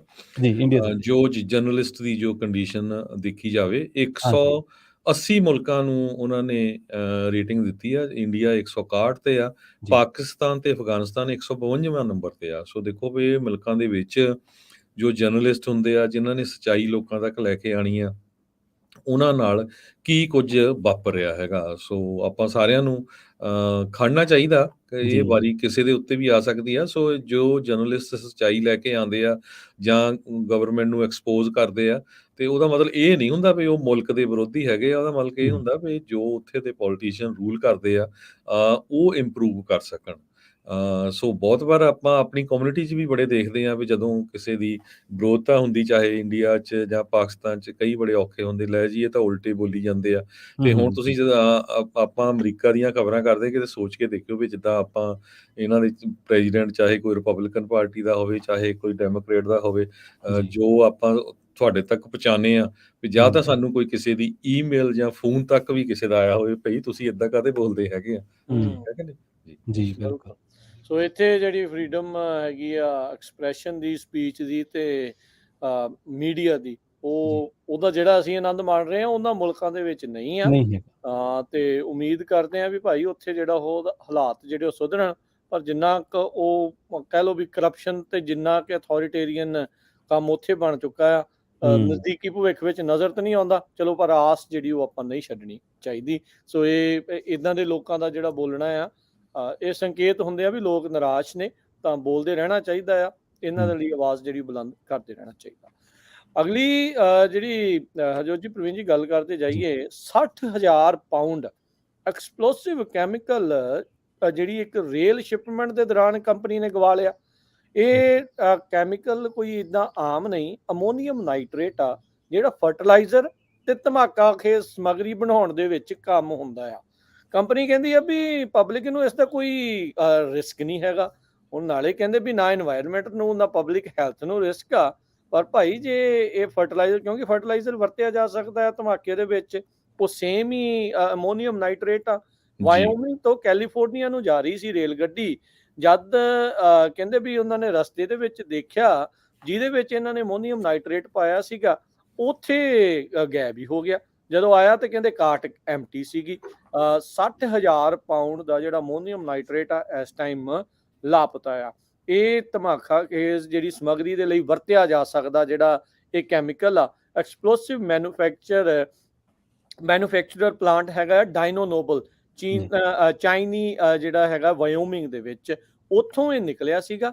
ਕੈਲੀਫੋਰਨੀਆ ਦੇ ਵਿੱਚ ਇਹਨਾਂ ਨੇ ਇੱਥੇ ਪਹੁੰਚਾਉਣਾ ਸੀਗਾ। ਸੋ ਹੁਣ ਦੇਖੋ ਇਹ ਕਿਹਦੇ ਹੱਥ ਲੱਗਾ ਆ, ਕਿਵੇਂ ਜਿਹੜਾ ਉਹ ਹੋਇਆ ਆ, ਉਹਨੂੰ ਦੱਸਦੇ ਜਾਈਏ ਵੀ ਇਦਾਂ ਦੀ ਜਿਹੜੀ ਸਮੱਗਰੀ ਆ ਉਹ ਬਹੁਤ ਵਾਰੀ ਧਮਾਕਿਆਂ ਦੇ ਵਿੱਚ ਕਈ ਥਾਵਾਂ ਦੇ ਉੱਤੇ ਵਰਤੀ ਗਈ ਆ। 1970 ਦੀ ਜਿਹੜੀ ਬੋਮਿੰਗ ਹੋਈ ਸੀ ਯੂਨੀਵਰਸਿਟੀ ਆਫ ਵਿਸਕੌਨਸਨ ਦੇ ਮੈਡੀਸਨ ਕੈਂਪਸ ਦੇ ਵਿੱਚ, ਜਿਹ 'ਚ ਇੱਕ ਜਾਣੇ ਦੀ ਮੌਤ ਹੋਈ ਸੀ, ਕਈ ਜ਼ਖਮੀ ਹੋਏ ਸੀ, ਉਹਦੇ ਵਿੱਚ ਵੀ ਇਦਾਂ ਦੀ ਸਮੱਗਰੀ ਵਰਤੀ ਗਈ। ਓਕਲਾਹੋਮਾ ਸਿਟੀ ਬੋਮਿੰਗ 1995 ਦੀ, ਜਿਹ 'ਚ 168 ਲੋਕ ਮਾਰੇ ਗਏ ਸੀ, ਉਹਦੇ ਵਿੱਚ ਇਹ ਵਰਤਿਆ ਗਿਆ ਸੀ। ਵੈਸਟ ਜਿਹੜਾ ਟੈਕਸਸ ਦੇ ਵਿੱਚ ਇੱਕ ਐਕਸਪਲੋਜਨ ਧਮਾਕਾ ਹੋਇਆ ਸੀ ਫਰਟੀਲਾਈਜ਼ਰ ਪਲਾਂਟ 'ਚ, ਉਹਦੇ ਵਿੱਚ ਵੀ ਅਮੋਨੀਅਮ ਨਾਈਟ੍ਰੇਟ ਸੀ, ਉਦੋਂ 15 ਜਾਣਿਆਂ ਦੀ ਜਿਹੜੀ ਉਹ ਮੌਤ ਹੋਈ ਸੀ। ਸੋ ਇਹ ਖਤਰਨਾਕ ਕੈਮੀਕਲ ਆ, ਇਹ ਗਵਾਚ ਗਿਆ ਆ। ਇਹ ਨਹੀਂ ਆ ਵੀ ਸੂਈ ਜਿੰਨਾ ਆ ਵੀ ਚਮਚਾ ਕਾ ਜਾਂ 2 ਚਮਚੇ ਆ, 60,000 ਪਾਊਂਡ ਪੂਰੇ ਦਾ ਪੂਰਾ ਰੇਲ ਦਾ ਡੱਬਾ ਹੀ ਗਾਇਬ, ਵਿੱਚੋਂ ਕੱਢ ਕੇ ਲੈ ਗਿਆ, ਕੌਣ ਲੈ ਗਿਆ, ਕਿੱਦਾਂ ਲੈ ਗਿਆ, ਇਹ ਹੁਣ ਵੱਡੇ ਜਿਹੜੇ ਸਵਾਲ ਆ ਉਹ ਬਣੇ ਪਏ ਆ। ਜੀ ਅਗਲੀ ਖਬਰ ਵਿੱਚ ਚਲੀਏ। ਜਿਸ ਤਰ੍ਹਾਂ ਆਪਾਂ ਸਾਡਾ ਜਿਹੜਾ ਮੁਲਕ ਆ ਉਹ ਟਿਕਟੌਕ ਦੇ ਅਗੇਂਸਟ ਪੋਲੀਟੀਸ਼ੀਅਨ ਹੋਏ ਆ ਵੀ ਟਿਕਟੌਕ ਨੂੰ ਬੰਦ ਕਰਨਾ, ਵੀ ਇਹ ਅਮਰੀਕਨਸ ਦਾ ਜੋ ਡਾਟਾ ਆ ਉਹ ਚਾਈਨਾ ਨੂੰ ਟਰਾਂਸਫਰ ਕਰ ਸਕਦੇ ਆ ਕਿਸੇ ਟਾਈਮ ਤੇ, ਮੇ ਵੀ ਟਰਾਂਸਫਰ ਕਰ ਰਹੇ ਹੋਣ ਜੀ। ਅੱਜ ਖਬਰ ਇਹ ਆ ਰਹੀ ਆ ਵੀ ਅਮਰੀਕਾ ਦੀ ਕੰਪਨੀ ਜੋ ਫੇਸਬੁੱਕ ਆ, ਜਿਹੜੀ ਇਹਦੀ ਪੇਰੈਂਟ ਕੰਪਨੀ ਆ ਮੈਟਾ, ਉਸ ਨੂੰ $1.3 ਬਿਲੀਅਨ ਦਾ ਜੁਰਮਾਨਾ ਹੋਇਆ ਆ ਯੂਰਪੀਅਨ ਯੂਨੀਅਨ ਦੇ ਮੁਲਕਾਂ ਵੱਲੋਂ। ਉਹਨਾਂ ਨੇ ਕਿਹਾ ਵੀ ਯਾਰ ਤੁਸੀਂ ਸਾਡਾ ਹੀ ਡਾਟਾ ਸਾਰਾ ਯੂਰਪੀਅਨ ਯੂਨੀਅਨ ਦੇ ਮੁਲਕ ਦਾ ਚੱਕ ਕੇ ਅਮਰੀਕਾ ਨੂੰ ਲੈ ਗਏ ਹੈਗੇ ਆ। ਸੋ ਮੈਟਾ ਕੰਪਨੀ ਨੂੰ $1.3 ਬਿਲੀਅਨ ਦਾ ਜੋ ਫਾਈਨ ਹੋਇਆ ਆ, ਯੂਰਪੀਅਨ ਯੂਨੀਅਨ ਦੇ ਜੋ ਸਿਟੀਜ਼ਨਸ ਆ, ਉਹ ਸਾਰੇ ਮੁਲਕਾਂ ਦੇ, ਇੰਗਲੈਂਡ ਦੇ ਜਾਂ ਹੋਰ ਜਿਹੜੇ ਜਿੰਨੇ ਵੀ ਯੂਰਪੀਅਨ ਯੂਨੀਅਨ 'ਚ ਆ, ਉਹਨਾਂ ਦੇ ਸਾਰਾ ਡਾਟਾ ਹੀ ਇਹਨਾਂ ਨੇ ਅਮਰੀਕਾ ਨੂੰ ਟਰਾਂਸਫਰ ਕਰ ਦਿੱਤਾ ਆ। ਇਹ ਉੱਥੇ ਦਾ ਇੱਕ ਆਇਰਲੈਂਡ ਡਾਟਾ ਪ੍ਰੋਟੈਕਸ਼ਨ ਕਮਿਸ਼ਨ ਆ, ਉਹਨਾਂ ਨੇ ਇਹ ਫਾਈਨ ਲਾਇਆ ਹੈਗਾ ਜੀ ਜੀ। ਜੀ ਅਗਲੀ ਜਿਹੜੀ ਖਬਰ ਆ ਉਹਦੇ ਵੱਲ ਵਧੀਏ, ਤੇ ਜਿਵੇਂ ਆਪਾਂ ਮੀਡੀਆ ਦੇ ਵੱਲੋਂ ਜਿਹੜਾ ਆਲੋਚਨਾ ਦਾ ਘੇਰਾ ਜਿਹੜਾ ਉਹ ਲਗਾਤਾਰ ਘਟਾਏ ਜਾਣ ਦੀ ਚਰਚਾ ਕੀਤੀ ਸੀ, ਤਾਂ ਹੁਣ ਇਹਦਾ ਜਿਹੜਾ ਅਸਰ ਆ ਉਹ ਕਮੇਡੀਅਨਾਂ ਤੇ ਵੀ ਦਿਖਣਾ ਸ਼ੁਰੂ ਹੋ ਗਿਆ। ਇੱਕ ਕਮੇਡੀਅਨ ਨੇ ਜਿਹੜੇ ਕਿ ਬੇਸ਼ੱਕ ਹੈ ਤਾਂ ਬ੍ਰਿਟਿਸ਼ ਕਮੇਡੀਅਨ ਨੇ, ਪਰ ਉਹ ਜਿਹੜਾ ਉਹਨਾਂ ਦੀ ਬੈਕਗਰਾਊਂਡ ਆ ਉਹ ਚੀਨੀ ਆ। ਅੰਕਲ ਰੋਜ਼ਰ ਉਹਨਾਂ ਦਾ ਨਾਮ ਹੈ, ਬ੍ਰਿਟਿਸ਼ ਮਲੇਸ਼ੀਅਨ ਕਮੇਡੀਅਨ, ਜਿਹੜਾ ਉਹ ਉਹਨਾਂ ਦਾ ਨਿਕੋਲ ਐਨਜੀ ਦੇ ਨਾਮ ਤੇ ਸੋਸ਼ਲ ਮੀਡੀਆ ਅਕਾਊਂਟ ਨੂੰ ਸਸਪੈਂਡ ਕੀਤਾ ਗਿਆ। ਜੇਕਰ ਤੁਹਾਨੂੰ ਇਹਦੇ ਬਾਰੇ ਦੱਸਿਆ ਕਿ ਕਿਉਂ ਸਸਪੈਂਡ ਕੀਤਾ ਗਿਆ ਤਾਂ ਤੁਸੀਂ ਹੈਰਾਨ ਰਹਿ ਜਾਓਗੇ। ਬੜੀ ਦਿਲਚਸਪ ਗੱਲ ਇਹ ਹੈ ਕਿ ਇਹਨੇ ਇੱਕ ਸ਼ੋਅ ਦੇ ਦੌਰਾਨ ਸ਼ੀ ਜਿਨਪਿੰਗ ਦੀ ਨਕਲ ਕੀਤੀ ਸੀ, ਤੇ ਉਹਨੇ ਕਿਹਾ ਸੀਗਾ ਕਿ ਜਿਹੜਾ ਸਾਡਾ ਚੀਨ ਆ ਉਹ ਬੜਾ ਵਧੀਆ ਮੁਲਕ ਹੈ, ਚੀਨ ਬੜਾ ਸੋਹਣਾ ਮੁਲਕ ਹੈ, ਪਰ ਹੁਣ ਸਾਡੀਆਂ ਗੱਲਾਂ ਰਿਕਾਰਡ ਹੋਣ ਲੱਗ ਪਈਆਂ, ਤੇ ਕਿਉਂਕਿ ਸਾਡੇ ਕੋਲੇ ਹੁਆਵੇ ਦੇ ਫੋਨ ਆ। ਤਾਂ ਇਹ ਇੱਕ ਤੰਜ਼ ਸੀਗਾ, ਜੇ ਇੱਕ ਟਕੋਰ ਸੀਗੀ ਹੁਆਵੇ ਦੇ ਹਵਾਲੇ ਦੇ ਨਾਲ ਜਦੋਂ ਉਹਨਾਂ ਨੇ ਕੀਤੀ, ਕਿਉਂਕਿ ਹੁਆਵੇ ਦੇ ਉੱਤੇ ਕਈ ਤਰ੍ਹਾਂ ਦੇ ਜਿਹੜੇ ਦੋਸ਼ ਲੱਗਦੇ ਰਹੇ ਆ। ਹੁਆਵੇ ਦੇ ਉੱਤੇ ਜਿਹੜਾ ਦੋਸ਼ ਆ ਉਹ ਇਹ ਹੈ ਕਿ ਇਹਨਾਂ ਨੇ ਅਮਰੀਕਨ ਕੰਪਨੀ ਸਿਸਕੋ ਦਾ ਜਿਹੜਾ ਸਿਸਟਮ ਹੈ, ਉਹਦੀ ਜਿਹੜੀ ਤਕਨੀਕ ਆ ਉਹ ਚੋਰੀ ਕੀਤੀ ਹੈ। ਤੇ ਇਹ ਵੀ ਜਿਹੜਾ ਚੀਨ ਦੀ ਜਿਹੜੀ ਆਰਮੀ ਹੈ, ਪੀਪਲਜ਼ ਲਿਬਰੇਸ਼ਨ ਆਰਮੀ, ਉਹਦੇ ਇੱਕ ਸਾਬਕਾ ਇੰਜੀਨੀਅਰ ਨੇ, ਉਹਦੀ ਕੰਪਨੀ ਹੈ, ਉਹਨੇ ਹੁਆਵੇ ਦੇ ਉੱਤੇ ਇਹ ਜਿਹੜੇ ਦੋਸ਼ ਲਾਏ ਸੀਗੇ ਕਿ ਇਹਨਾਂ ਨੇ ਅਮਰੀਕਨ ਕੰਪਨੀ ਸਿਸਕੋ ਦਾ ਸਿਸਟਮ ਜਿਹੜਾ ਜਾਂ ਤਕਨੀਕ ਆ ਉਹ ਚੋਰੀ ਕੀਤੀ ਹੈ। ਤੇ ਹੁਣ ਪਰ ਉਸ ਤੋਂ ਬਾਅਦ ਪਤਾ ਲੱਗਿਆ ਕਿ ਇਸ ਜਿਹੜਾ ਕਮੇਡੀਅਨ ਹੈ ਜਾਂ ਜਿਹੜਾ ਇਹ ਤੰਜ਼ ਕਰਦਾ, ਜਿਹੜਾ ਟਕੋਰ ਕਰਦਾ, ਤੇ ਉਸ ਤੋਂ ਬਾਅਦ ਇਹਦੇ ਜਿਹੜੇ 2 ਅਕਾਊਂਟ ਨੇ ਉਹ ਸਸਪੈਂਡ ਕਰ ਦਿੱਤੇ ਗਏ ਨੇ। ਇੱਕ ਬਿਲਬਿਲੀ ਦਾ ਤੇ ਇੱਕ ਵੀਬੋ ਦਾ ਅਕਾਊਂਟ ਜਿਹੜਾ ਉਹਨੂੰ ਬਲੌਕ ਹੀ ਕਰ ਦਿੱਤਾ ਗਿਆ। ਸੋ ਇੱਥੋਂ ਤੁਸੀਂ ਦੇਖ ਸਕਦੇ ਹੋ ਕਿ ਕਿਵੇਂ, ਜਿਵੇਂ ਰਾਜ ਕਰਨਬੀਰ ਸਿੰਘ ਜੀ ਨੇ ਅਥਾਰਟੇਰੀਅਨ ਦਾ ਜ਼ਿਕਰ ਕੀਤਾ ਸੀਗਾ, ਤਾਂ ਜਿਹੜੇ ਸੱਤਾ ਦੇ ਵਿੱਚ ਬੈਠੇ ਲੋਕ ਨੇ ਤਾਂ ਉਹਨਾਂ ਦੀਆਂ ਮਨਸ਼ਾਵਾਂ, ਉਹਨਾਂ ਦਾ ਜਿਹੜਾ ਮੱਦ ਹੈ ਆਲੋਚਨਾ ਨੂੰ ਝੱਲਣ ਦਾ, ਸਿਰਫ ਇਹਨੇ ਕਿਹਾ ਸੀਗਾ ਕਿ ਚੀਨ ਇੱਕ ਚੰਗਾ ਦੇਸ਼ ਹੈ, ਤੇ ਪਰ ਹੁਣ ਸਾਡੀਆਂ ਗੱਲਾਂ ਜਿਹੜੀਆਂ ਉਹ ਰਿਕਾਰਡ ਹੁੰਦੀਆਂ ਨੇ। ਤੇ ਸ਼ੀ ਜਿਨਪਿੰਗ ਦੀ ਇੱਕ ਛੋਟਾ ਜਿਹਾ ਉਹਨਾਂ ਨੇ, ਜਿਵੇਂ ਸ਼ੀ ਜਿਨਪਿੰਗ ਬੋਲਦੇ ਆ, ਜਿਵੇਂ ਮਿਮਿਕਰੀ ਜਿਹਨੂੰ ਆਪਾਂ ਪੰਜਾਬੀ ਦੇ ਵਿੱਚ ਕਹਿ ਦਿੰਦੇ ਹਾਂ ਜਾਂ ਇੱਕ ਲਫ਼ਜ਼ ਦੇ ਵਿੱਚ ਕਹਿ ਦਿੰਦੇ ਹਾਂ, ਉਹ ਉਹਨਾਂ ਨੇ 2 ਸਕਿੰਟ ਦੀ ਕੀਤੀ ਸੀਗੀ, ਪਰ ਨਾਲ ਦੀ ਨਾਲ ਵਿਦਨ 24 ਘੰਟਿਆਂ ਦੇ ਵਿੱਚ ਉਹਨਾਂ ਦਾ ਜਿਹੜਾ 2 ਅਕਾਊਂਟਸ ਜਿਹੜੇ ਨੇ ਉਹ ਸਸਪੈਂਡ ਕਰ ਦਿੱਤੇ ਗਏ ਨੇ। ਇਹਦੇ ਵਿੱਚ ਐਡ ਕਰਦਾ ਜਾਵਾਂ, ਹਵਾਈ ਉਹੀ ਕੰਪਨੀ ਆ ਜਿਨ੍ਹਾਂ ਦੀ ਮਾਲਕ ਦੀ ਕੁੜੀ ਨੂੰ ਕੈਨੇਡਾ ਵਾਲਿਆਂ ਨੇ ਫੜਿਆ ਸੀਗਾ, ਅੰਦਰ ਜਿਹੜਾ ਆ ਉਹ ਕੀਤਾ ਸੀ। ਸ਼ੀ ਜਿਨਪਿੰਗ ਦੇ ਬਹੁਤ ਨਜ਼ਦੀਕ ਆ ਜਿਹੜਾ ਹਵਾਈ ਦਾ ਜਿਹੜਾ ਅਸਲੀ ਮਾਲਕ ਆ। ਸੋ ਇਹਦੇ ਵਿੱਚ ਹੈ ਗੱਲ ਤਾਂ ਹੈਗੀ ਆ, ਕਿਉਂਕਿ ਜਿਹੜਾ ਚੀਨ ਵਾਲੇ ਆ, ਜਿਹੜੀ ਉੱਥੋਂ ਦੀ ਕਮਿਊਨਿਸਟ ਪਾਰਟੀ ਆ, ਉਹਨਾਂ ਦੀ ਸਭ ਤੋਂ ਵੱਡੀ ਜਿਹੜੀ ਸਰਵੇਲੈਂਸ ਦੁਨੀਆ ਭਰ ਦੇ ਵਿੱਚ ਇਹਨਾਂ ਕਾਮਰੇਡਾਂ ਦੀ ਇਸ ਟਾਈਮ ਜਿਹੜੀ ਉਹ ਚਲਾਈ ਆ। ਸੋ ਇਹ ਹੁਣ ਤੁਸੀਂ ਦੇਖ ਲਓ ਵੀ ਕਿੱਦਾਂ ਹੋਣਾ ਆ। ਇਸੇ ਲਈ ਟਿਕਟੌਕ ਦਾ ਜਿਹੜਾ ਰੌਲਾ ਪਹਿਲਾਂ ਜ਼ਿਕਰ ਹੋਇਆ ਆ ਵੀ ਅਮਰੀਕੀ ਡਾਟਾ ਉੱਥੇ ਨਾ ਚਲੇ ਜਾਵੇ, ਉਹ ਕਿੱਦਾਂ ਵਰਤਣਗੇ, ਉਹ ਇਸੇ ਲਈ ਉਸ ਦੇ ਉੱਤੇ ਹਮੇਸ਼ਾ ਸਵਾਲ ਜਿਹੜੇ ਉਹ ਰਹਿੰਦੇ ਨੇ। ਜੀ। ਜੀ। ਤੇ ਜਾਂਦੇ-ਜਾਂਦੇ ਇੱਕ ਖਬਰ ਆਪਾਂ ਇੰਗਲੈਂਡ ਤੋਂ ਆ ਰਹੀ ਆ। ਇੰਗਲੈਂਡ ਦੇ ਵਿੱਚ ਜਸਵੰਤ ਸਿੰਘ ਬਿਰਦੀ, ਦਸਤਾਰਧਾਰੀ ਸਿੱਖ, ਪੰਜਾਬ 'ਚ ਬੋਰਨ ਹੋਏ ਸੀ ਤੇ ਕਲਕੱਤਾ ਦੇ ਵਿੱਚ ਰੇਜ਼ ਹੋਏ ਤੇ 60 ਸਾਲ ਪਹਿਲਾਂ ਕੋਵੈਂਟਰੀ ਜੋ ਟਾਊਨ ਆ, ਉੱਥੇ ਮੂਵ ਹੋ ਗਏ। ਸੋ ਉਹ ਪਹਿਲੇ ਯੂਕੇ ਦੇ ਦਸਤਾਰਧਾਰੀ ਲਾਰਡ ਮੇਅਰ ਦਾ ਖਿਤਾਬ ਉਹਨਾਂ ਨੂੰ ਦਿੱਤਾ ਗਿਆ ਹੈਗਾ। ਸੋ 12 ਸਾਲਾਂ ਤੋਂ ਕਾਉਂਸਲਰ ਸੀਗੇ ਕੋਵੈਂਟਰੀ ਦੇ ਵਿੱਚ ਤੇ ਹੁਣ ਉਹ ਉੱਥੇ ਦੇ ਮੇਅਰ ਆ ਤੇ ਉੱਥੇ ਦੀ ਜਿਹੜੀ ਸਰਕਾਰ ਆ, ਉਹਨਾਂ ਨੇ ਉਹਨਾਂ ਨੂੰ ਲਾਰਡ ਮੇਅਰ ਦਾ ਖਿਤਾਬ ਦਿੱਤਾ ਆ ਤੇ ਦਸਤਾਰਧਾਰੀ ਸਿੱਖ ਪਹਿਲੇ ਬਣੇ ਆ ਉਹ ਲਾਰਡ ਮੇਅਰ ਇੰਗਲੈਂਡ ਦੇ ਵਿੱਚ। ਸਮਾਂ ਆਪਣੇ ਪ੍ਰੋਗਰਾਮ ਦਾ ਸਮਾਪਤ ਹੈ। ਇਸ ਤੋਂ ਅਗਲਾ ਪ੍ਰੋਗਰਾਮ 11 ਵਜੇ ਤੱਕ ਆਤਮਿਕ ਆਨੰਦ, 11 ਤੋਂ 1 ਪ੍ਰੋਗਰਾਮ ਨਜ਼ਰੀਆ, 1 ਤੋਂ 2:30 ਵਜੇ ਤੱਕ ਪ੍ਰੋਗਰਾਮ ਕੁਝ ਗੱਲਾਂ ਕੁਝ ਗੀਤ, 3 ਤੋਂ 4 ਵਜੇ ਦੇ ਵਿੱਚ ਪੰਜਾਬੀ ਟੈਕ ਟਾਕ ਜਿਹੜੇ ਆ ਉਹ ਲੈ ਕੇ ਹਾਜ਼ਰ ਹੋਵਾਂਗੇ। ਫਿਰ 4 ਤੋਂ 5:30 ਦੇਸੋਂ ਪ੍ਰਦੇਸ਼, 5:40 ਦੇ ਉੱਤੇ ਅਪਡੇਟ ਕੈਲੀਫੋਰਨੀਆ, 6 ਤੋਂ 8 ਗੁਰਬਾਣੀ ਦੇ ਸ਼ਾਮ ਦੇ ਦੀਵਾਨ ਜਿਹੜੇ ਉਹ ਤੁਹਾਡੇ ਲਈ ਪੇਸ਼ ਹੋਣਗੇ ਤੇ 8:30 ਵਜੇ ਦੀਪਕ ਸ਼ਰਮਾ ਚਨਾਰਥਲ ਹੋਣਾ ਦੇ ਨਾਲ ਖਬਰ ਤੇ ਨਜ਼ਰ ਪ੍ਰੋਗਰਾਮ ਪੇਸ਼ ਕੀਤਾ ਜਾਊਗਾ। ਸੋ ਇਦਾਂ ਹੀ ਪੰਜਾਬੀ ਰੇਡੀਓ USA ਦੇ ਉੱਤੇ ਪ੍ਰੋਗਰਾਮ ਚੱਲਦੇ ਰਹਿਣਗੇ ਤੇ ਆਪਾਂ ਧੰਨਵਾਦ ਕਰਦੇ ਹਾਂ। ਸੋ ਇਜਾਜ਼ਤ ਲੈਂਦੇ ਹਾਂ ਸਾਡੇ ਤਿੰਨਾਂ ਵੱਲੋਂ ਹੀ। ਤੁਹਾਨੂੰ ਸਾਰਿਆਂ ਨੂੰ ਪਿਆਰ ਸਤਿਕਾਰ ਸਨੇਹੀ ਜੀ ਸਤਿ ਸ੍ਰੀ ਅਕਾਲ। ਸੁਣਦੇ ਰਹੋ, ਦੇਖਦੇ ਰਹੋ ਪੰਜਾਬੀ ਰੇਡੀਓ USA।